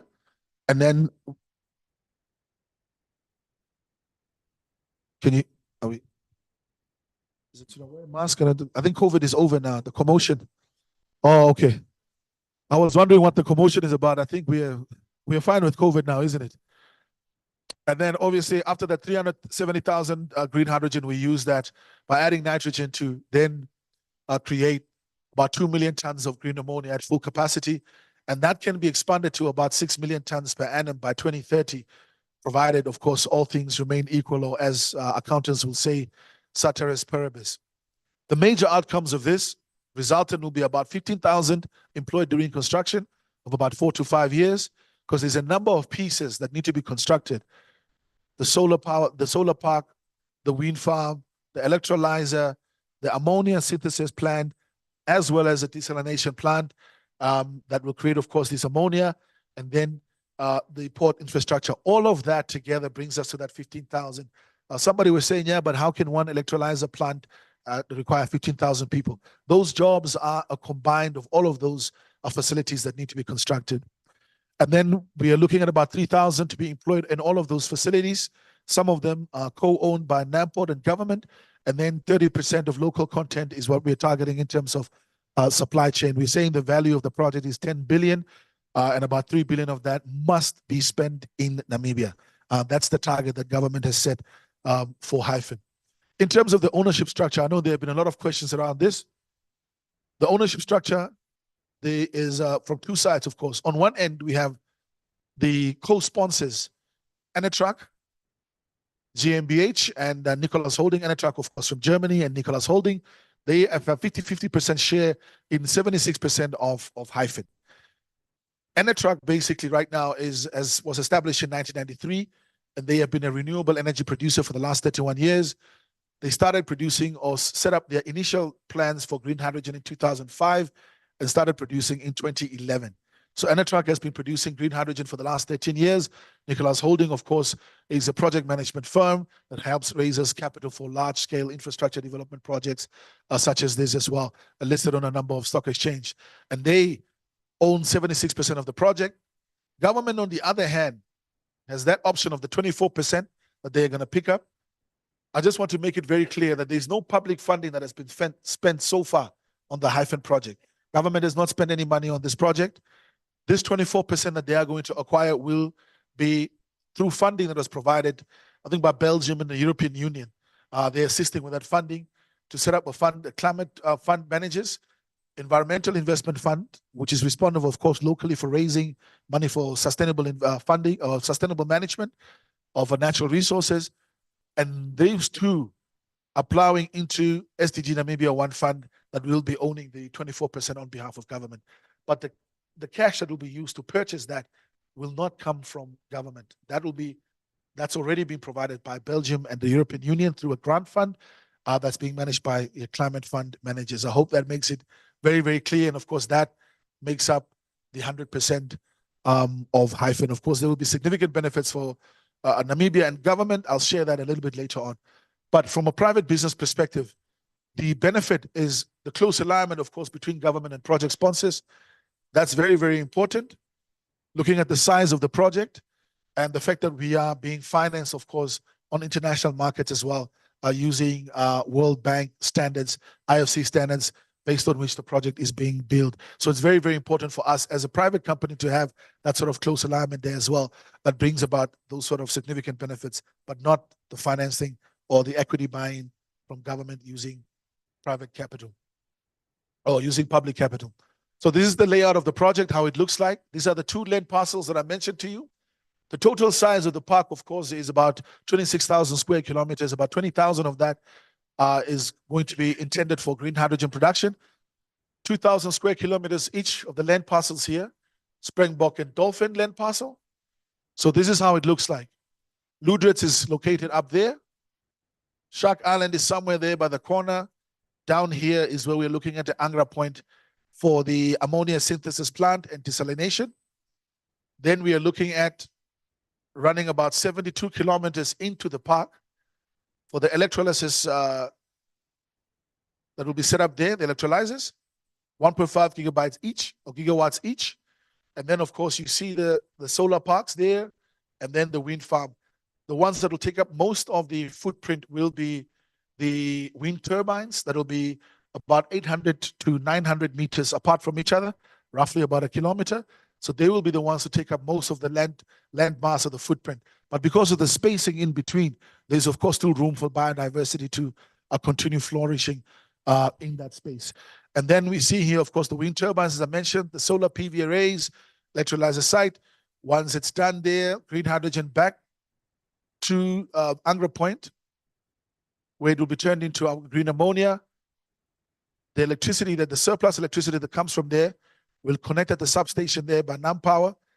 In terms of what will happen with the surplus power, that's still a conversation with the Reds and NamPower and them. They still have to decide how the actual distribution is going to take place. But what we are saying is that the surplus power will come to the substation, and the other ones are, I think, market discussions and some political influence or whatever might be the case to decide whether it's NamPower or the Reds or so on. I know if Harold Shute was here, he would have already shot down the idea of Reds, for example. So that discussion is still open in terms of distribution, but we will overcapacitate and add value there. This is just a small video to show you how it will look like. Show you the sheer scale of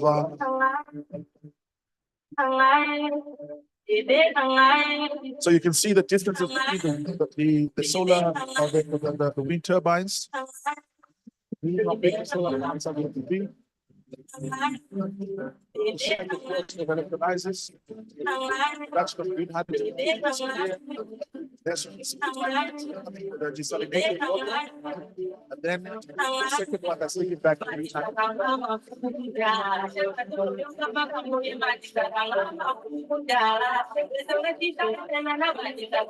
this pipeline, these pipelines that are going, this will be part of the common user infrastructure. I'll explain that a little bit later on as well. That's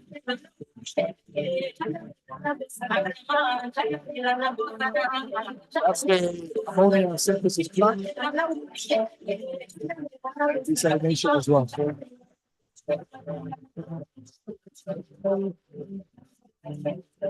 As you can see, that's the ammonia. Thank you very much. Oh, thank you. Those are the 4 tanks for the green ammonia, and then of course it'll be transported to the site here at Angra Point, which is completely far away from Shark Island, with a multi mooring buoying system, and then goes down about 2 kilometers underwater because we want to be as far away as possible from the shore.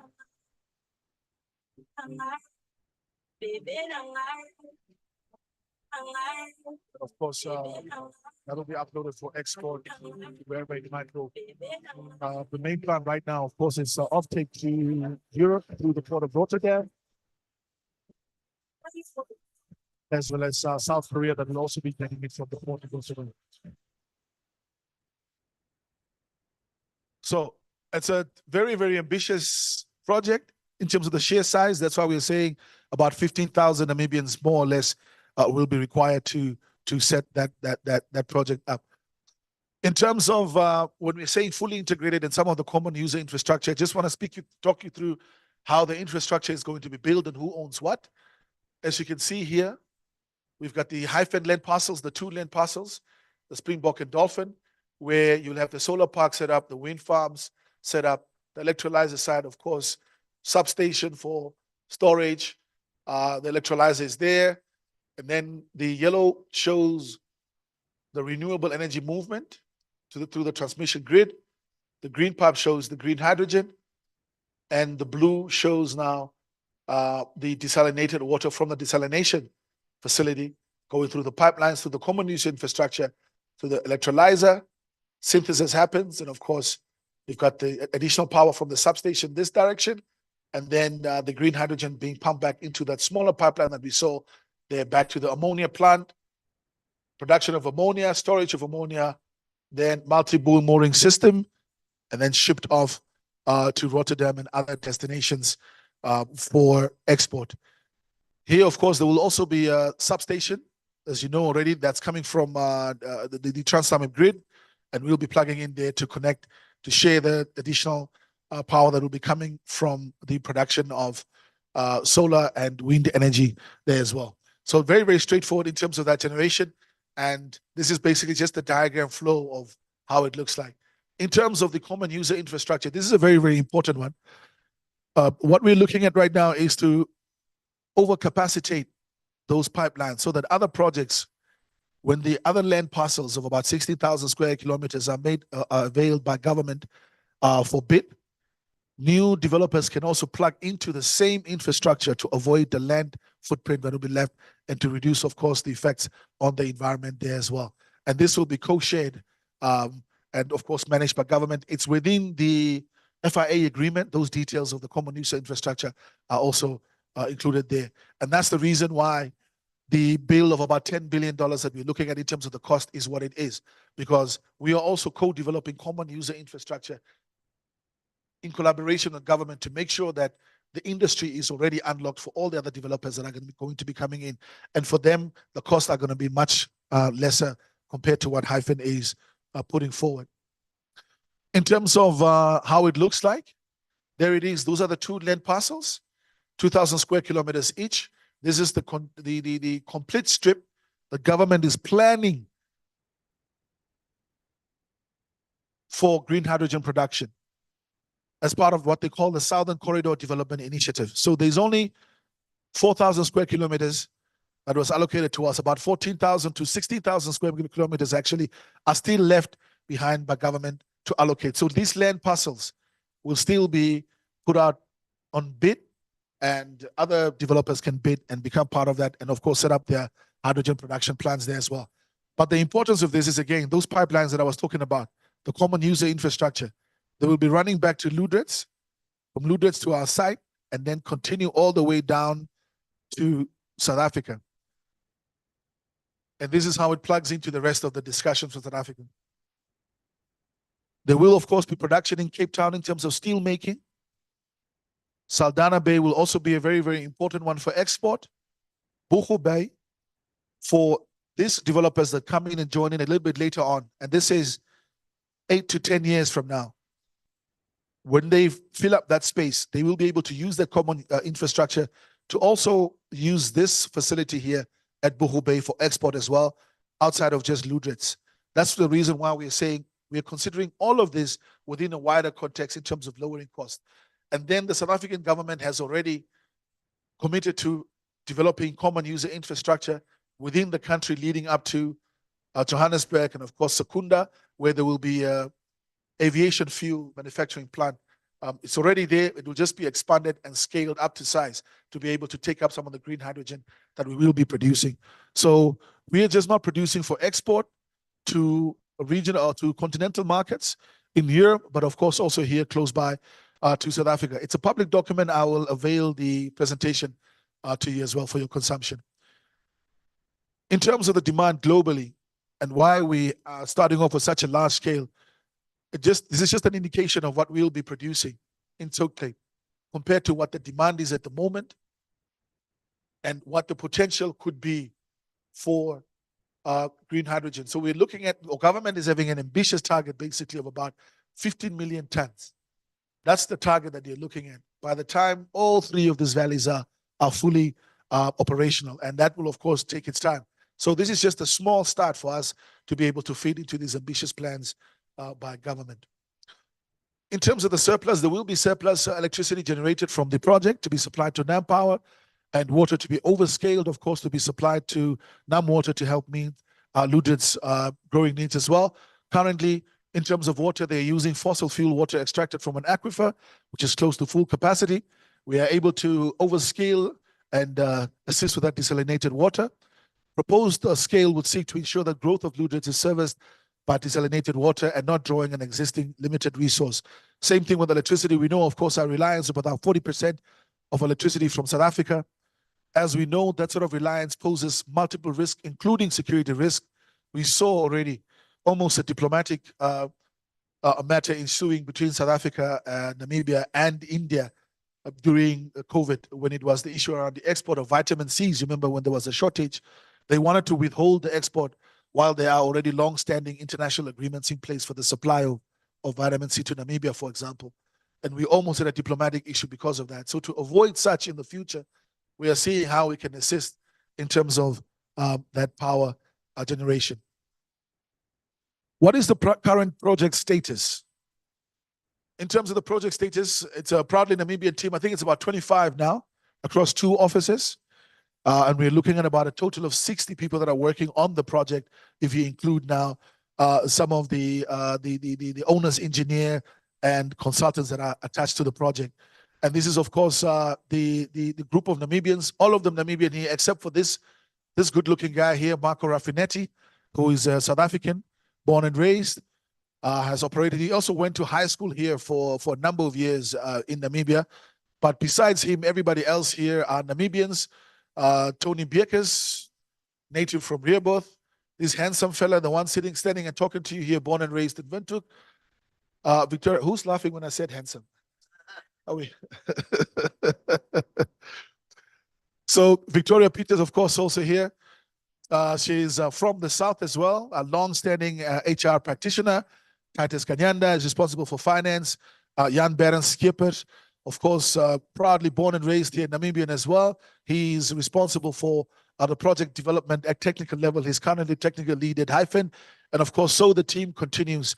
What's very interesting also is that we also have this particular gentleman here, Johanna Shipepe. He's responsible for procurement at manager level to ensure that local procurement takes place.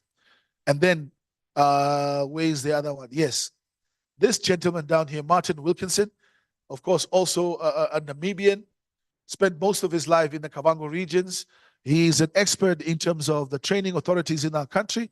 VTC, he has helped to set up a number of, I think he's worked with GIZ and a number of other organizations to also help in the establishment of the NTA as well.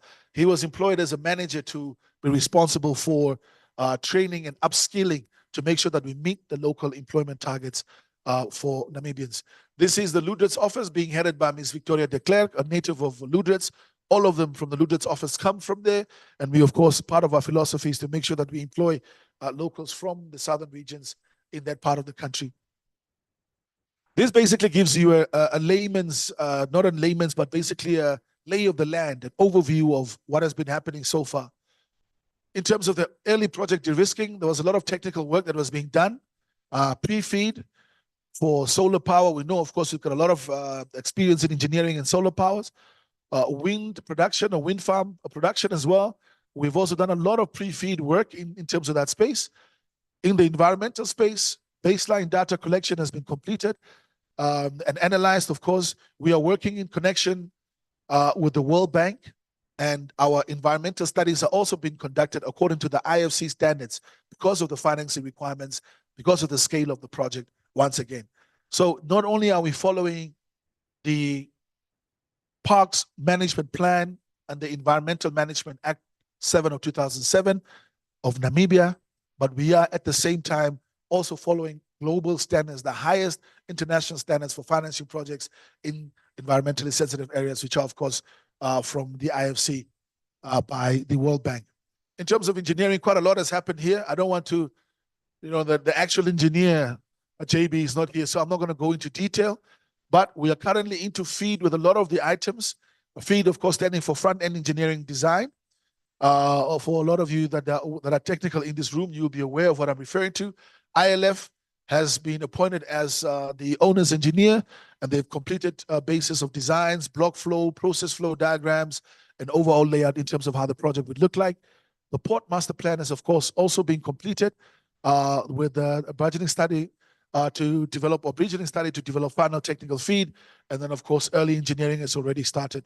In terms of project capacitation, project team, like I mentioned, is about 60 people so far, full-time about 25 staff. I think we are 26 now, over 2 offices.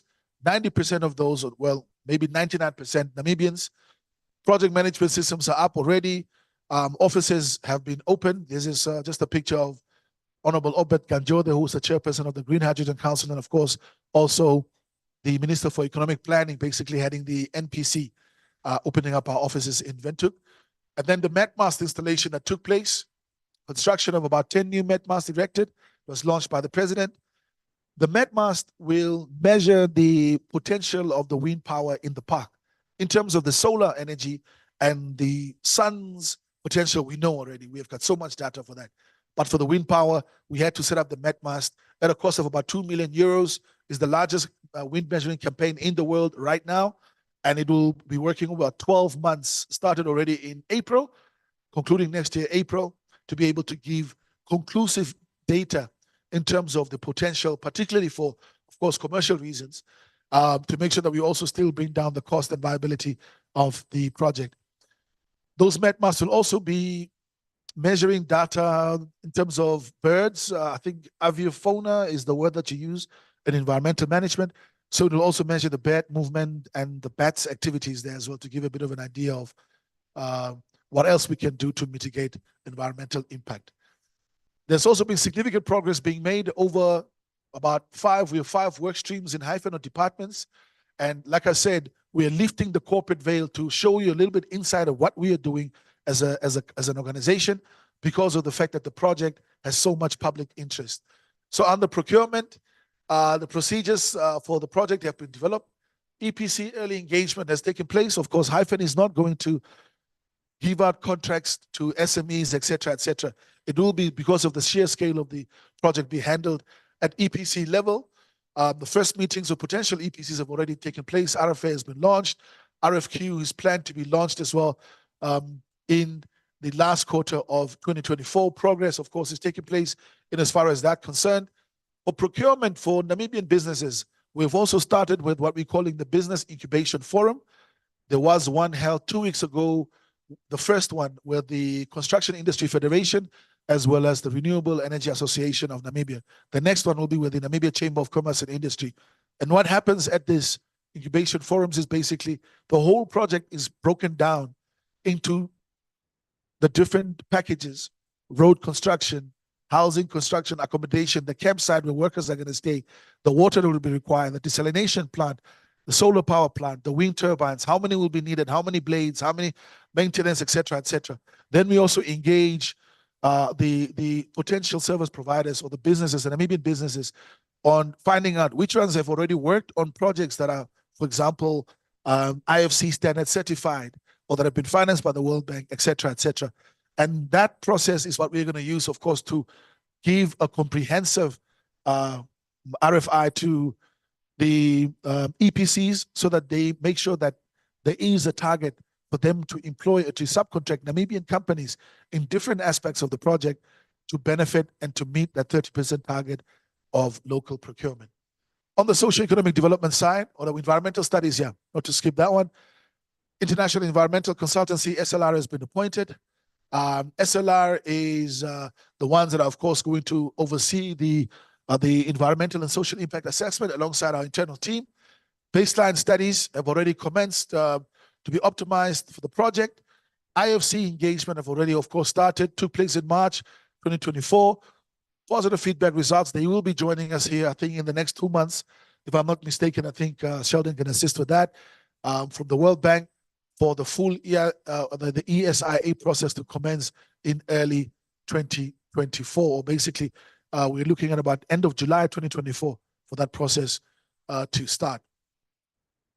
Next to that, what's also very interesting is, well, listen, I think this is the right audience to share.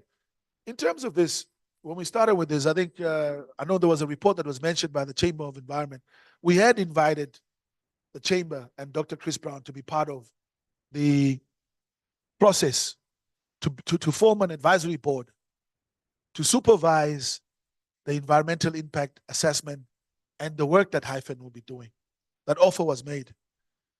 We had conversation with them since 2022, and at some stage, the conversation just stopped. They didn't get back to us in terms of fully committing to be part of the advisory board. So the thinking that Hyphen has not been open, it's been secretive with this, and the civil society organizations were invited, and the email trail is there to show that we have engaged also Dr. Chris Brown, but we haven't been called for any comment or any input when this report or this manifesto was being put together.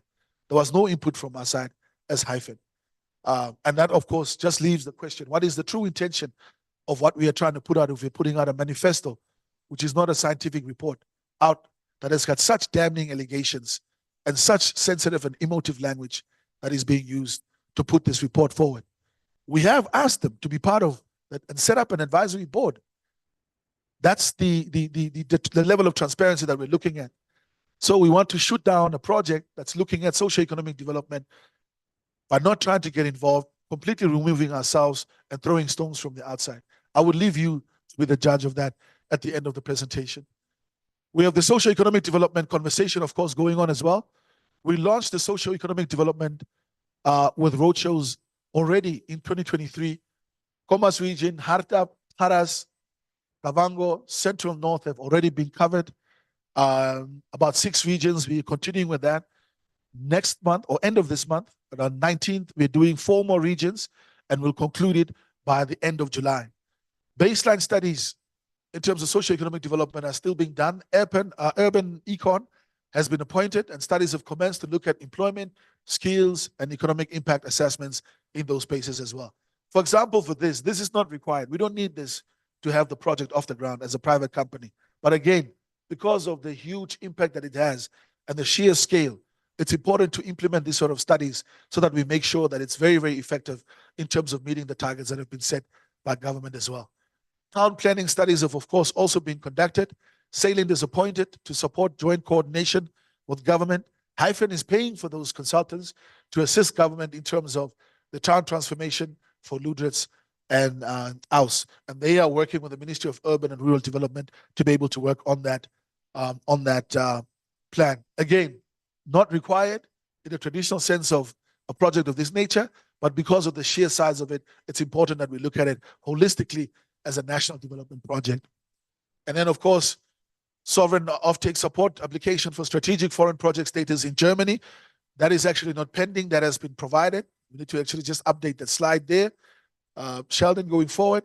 So this has already been approved. We are now a strategic foreign project in Germany, and that, of course, unlocks significant support at central government level. First discussion with the EU's Hydrogen Bank. Engagement, of course, with Japan is still continuing in terms of that.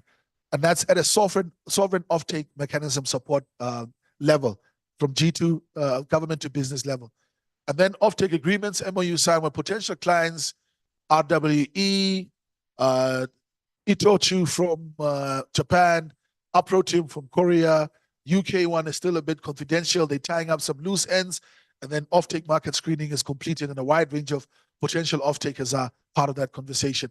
And then, of course, the concessional funding from reputable institutions such as the DBSA, about 6.7 million euros, the EIB, European Investment Bank, about 35 million euros, and potentially AFDB, again, with additional 10 million being raised from there as well to finance the project, outside of 5 million that has been put in from the co-sponsors. In terms of the stakeholder engagement, of more that is being planned, just taking a just fast forwarding quickly. I think there are extensive stakeholder engagement. I think I can skip this. This is part of one of those stakeholder engagement. Ludritz Town Council, business community in Ludritz. Like I said, the national roadshows that have been launched that are taking place regionally right now. But of course, we need to understand stakeholder engagement within a broader context. It's a new industry, and there's, of course, also responsibility on government to create awareness to the public generally on green hydrogen. And then here's the project schedule and timeline. The people that like to take pictures can take out their phones now. Here now, we're just showing in terms of where we are in terms of the project timelines right now. Like we said, most of the pre-feed work has been done. We are entering the feed stage right now in terms of the project. The submission of the Common User Infrastructure Report is what we're busy with right now. And then the beginning of the ESIA process is starting right here in terms of that. So that's where we're standing with the project in terms of timelines. During the Q&A, I can answer more on what exactly starts when, because you can't see quite clearly here as well. That's just a comparison with the regular or traditional project cycles. Just in terms of environmental review, I'm not going to say much here. I think we leave that to the Q&A, and Sheldon can also add value, except for the fact that there are already studies in progress to look at the flora and fauna in the region. Like I mentioned, there are no inhabitants at the moment, so we don't have an issue around ancestral land, etc., or claims thereof. And then there are, of course, studies going on in terms of reptiles and amphibians. And like I mentioned, the MetMAS will also assist with the avifauna studies that have already commenced. And a number of studies will still commence as part of the ESIA process. Remember, government has also just announced a strategic environment and social assessment for that particular area as well. Just to show you the footprint, about 0.5, the total hectares are about 2.1 million hectares. The Toe Cape National Park will only be using about 0.5% of it. Just to give you an example, 459,000 hectares, the total that's allocated. The actual physical infrastructure will only be at about 2.5% of this land mass that's available to us as well. I already spoke about the MetMAS, that's fine. This is where they are located in the land parcels. Socioeconomic development framework, we discussed that already. Basically, in terms of the targets and the benefits that government will be getting, all of this is steeped into the targeted Vision 2030. And then we are looking at targets of about 50,000 jobs, like I mentioned, 3,000 permanent, 90% Namibians, 20% youth, and local procurement at about 30%. This will be independently verified, and we are busy part of that process right now with the ESIA, also independently verified by government, and that will be approved SED commitments at the construction or commencement of construction. These are basically just what makes up the framework. Employment, local procurement, skills development, hence Martin Wilkinson being employed, enterprise and social supplier development, additional infrastructure for Ludrits, corporate social investment, and then the reporting mechanism that forms part of that as well. Just the town transformation of Ludrits, just to highlight the importance of this, it's the second last slide, is that we know that a number of industries are going to be starting up there. We know, of course, oil rigs just off the coast are being set up as well. You know, Kelp Blue are busy with their work. BW Energy are busy with theirs. We know, of course, that DS will also be setting up, NamPower and others, and that will put significant pressure on the town. Currently, these are the boundaries, and this is what is about 296,000 hectares is what Ludwig is looking at in terms of the expansion of the town boundaries. And yes, that's it for the update. Thank you. Thank you so much. Ladies and gentlemen, that was Ricardo Goagoseb. Goagoseb. I've got to know. Thank you. I'm sure, thank you for putting in as many facts as possible in your allocated 40 minutes. I think you did very well. The speed and you were hardly breathing, and I must really commend you on the number of facts that you gave us. Job well done. Now we know why you are a public speaker by trade and why Hyphen has also attracted you. Are there any questions? I'm sure not. Let's go for lunch. Any questions at this point in time? Oh, okay. I thought you're not. Okay. Sheldon Husselman can maybe come forward.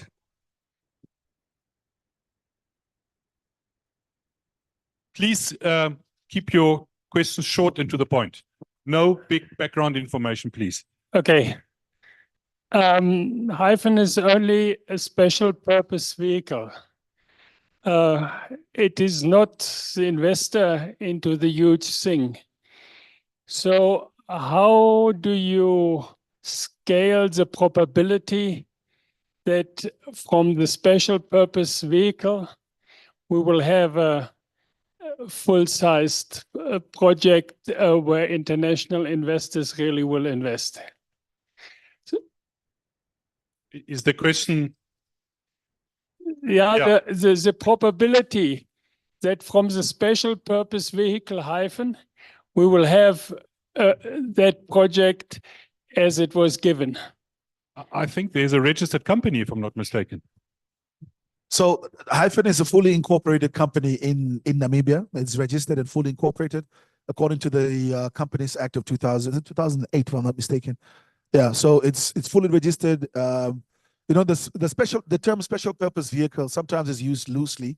And I think for most part, all business structures, until they take on a legal entity, are basically special purpose vehicles whenever 2 or 3 people come together to form a business venture.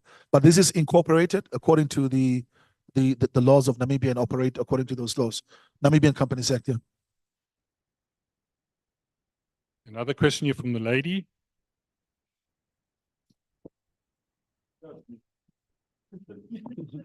I just want to help Hyphen a little bit because so I'm working on the government side and also work closely with SDG Namibia 1, so representing the investment stake into Sustainable Development Goals. Yeah, but also helping them with the correct representation of the hyphen investment. And so basically just to clarify that particular question. So right now the government's investment is in this current phase of pretty much construction, so pre-commercialization. Once the project gets to financial investment decision at that point, it will then also be open for other investors, because part of his question was, when can other people invest? So yes, right now, the opportunity is not open for everyone, but we are in pre-commercialization stage. So in any case, it's difficult to invest in such a project at this point, but there will be opportunity at FID at a later point, opening up the opportunity for others to invest. So I just want to make that very clear. Thank you for that important clarification. Thank you very much. Any other questions? Wolfgang? Yeah, thank you. With discussions between friends and other people here in Namibia, the point always came up that the hyphen project is calculated for a certain time.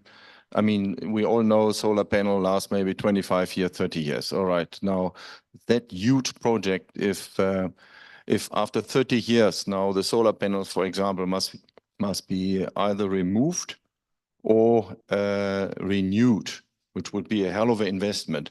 So everybody is thinking about, once the project is finished by, let's say, in 30 years' time, is it organized or is it fixed in contract that all the stuff is removed? I mean, you're going to use a hell of a lot of concrete, solar panels. To my knowledge, we don't have such an industry now who does recycle solar panels. Solar panels are full of toxic metals and whatever. So we are a little bit concerned of what's happening with all that rubbish. Okay. Are you removing everything or are you leaving everything? I think we got the point. Sheldon, I think that's good. Very good question. Thank you. So part of the feasibility studies is the environmental impact assessment. And part of that will be analyzing the potential waste management implications. And yes, we're talking huge volumes, agreed. And in terms of the tech, in terms of recycling, that's changing as we speak. But yeah, it's something we have to look into. But you're not talking, your question was just referring to the waste itself, not because obviously renewable energy is renewable. So the project could continue in perpetuity. But yeah, the waste is noted. Yeah, it is something we are aware of and something we're looking to investigate as part of the feasibility studies.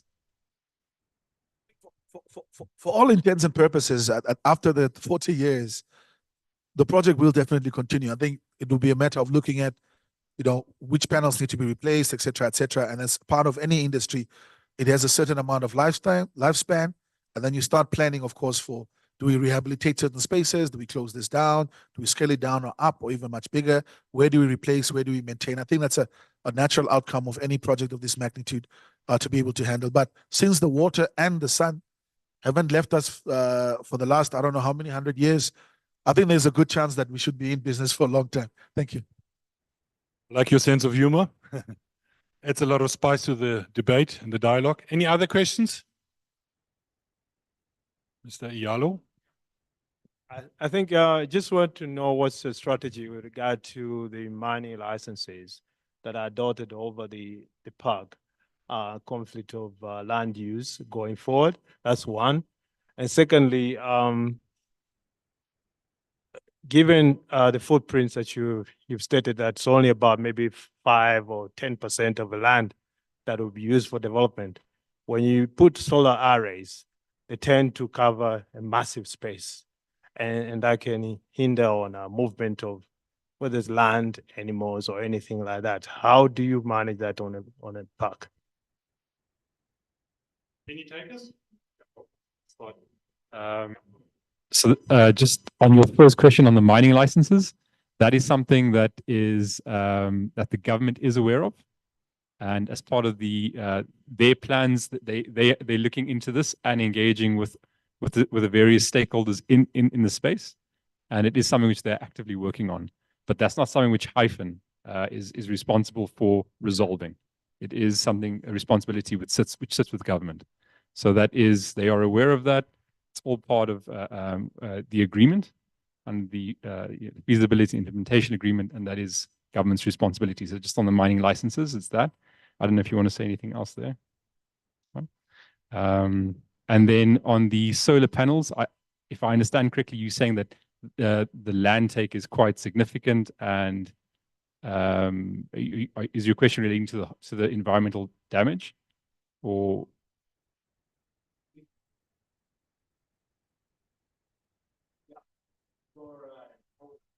Okay, yeah.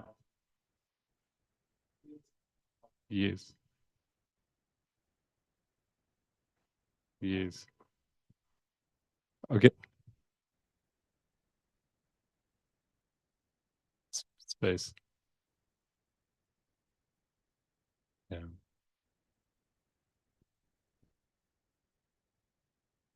No, that's a very good. It's a very good point. So this is something which the Hyphen team has been aware of, and we've applied what's called the mitigation hierarchy. It's an environmental management principle where you seek to avoid impact as far as possible. And the solar panels are probably the most flexible component of the project design. The project components, that's the most flexible. That can go anywhere. And we've located that very intentionally in the lowest sensitive biodiversity areas towards the east. So we've got maximum flexibility on solar, and that is something which can be moved to the least sensitive area of the site. But it is a good point. That is the biggest surface disturbance. The other components, as you mentioned, the wind turbines have a bit more have less flexibility, but there's still some movement there. And as you move toward the port, you become increasingly more constrained. So that's where we anticipate that some of the higher biodiversity sensitive areas, it would be difficult to avoid. But yeah, it's a good point. One last question. Last one, Wolfgang Bückendorf. Thanks. If I listen carefully, it seems that the feasibility study is actually a very important study, which is going to limiting a lot of factors and a lot of limitations on the whole project. Are you going to public the results of feasibility study? So yes, not to answer that question comprehensively, but the feasibility is a very important part. Yes, a very important component of that is the environmental and social impact assessment, and as part of that process, there is project information that is made public. So yes, there will be obviously some of the detailed design and engineering would be commercially sensitive, so not everything will be disclosed, but everything pertaining to especially the environmental impacts, the social impacts, that's all it'll be within the public domain. That's how ESI is conducted, set up. Is there any time frame for that, when we can expect that, more or less? Yeah. So we've done already quite a bit of pre-EIA work, screening / scoping, trying to understand the most significant environmental and social impacts, and preparing the specialist studies. So we in pre-EIA phase. The start we anticipate will be toward the end of the second quarter, quarter 3, more or less, this year. Around the corner. Okay. Thank you very much. If there are no more questions, I'll invite you all to have lunch with us. We'll resume at 14:30, and we'll invite the 2 gentlemen, Ricardo Goagoseb and Sheldon Hisselman. That's an easy one. Thank you for an excellent job, for the openness, for the transparency provided, for facing the questions, and please join us for lunch. And we'll resume at 14:30 with a high iron project being presented to us from the plant by this current CEO, Mr. Johannes Michels. We'll see you all back. We'll have a short lunch and we'll be resuming 14:30. Let's give the 2 gentlemen a big round of applause.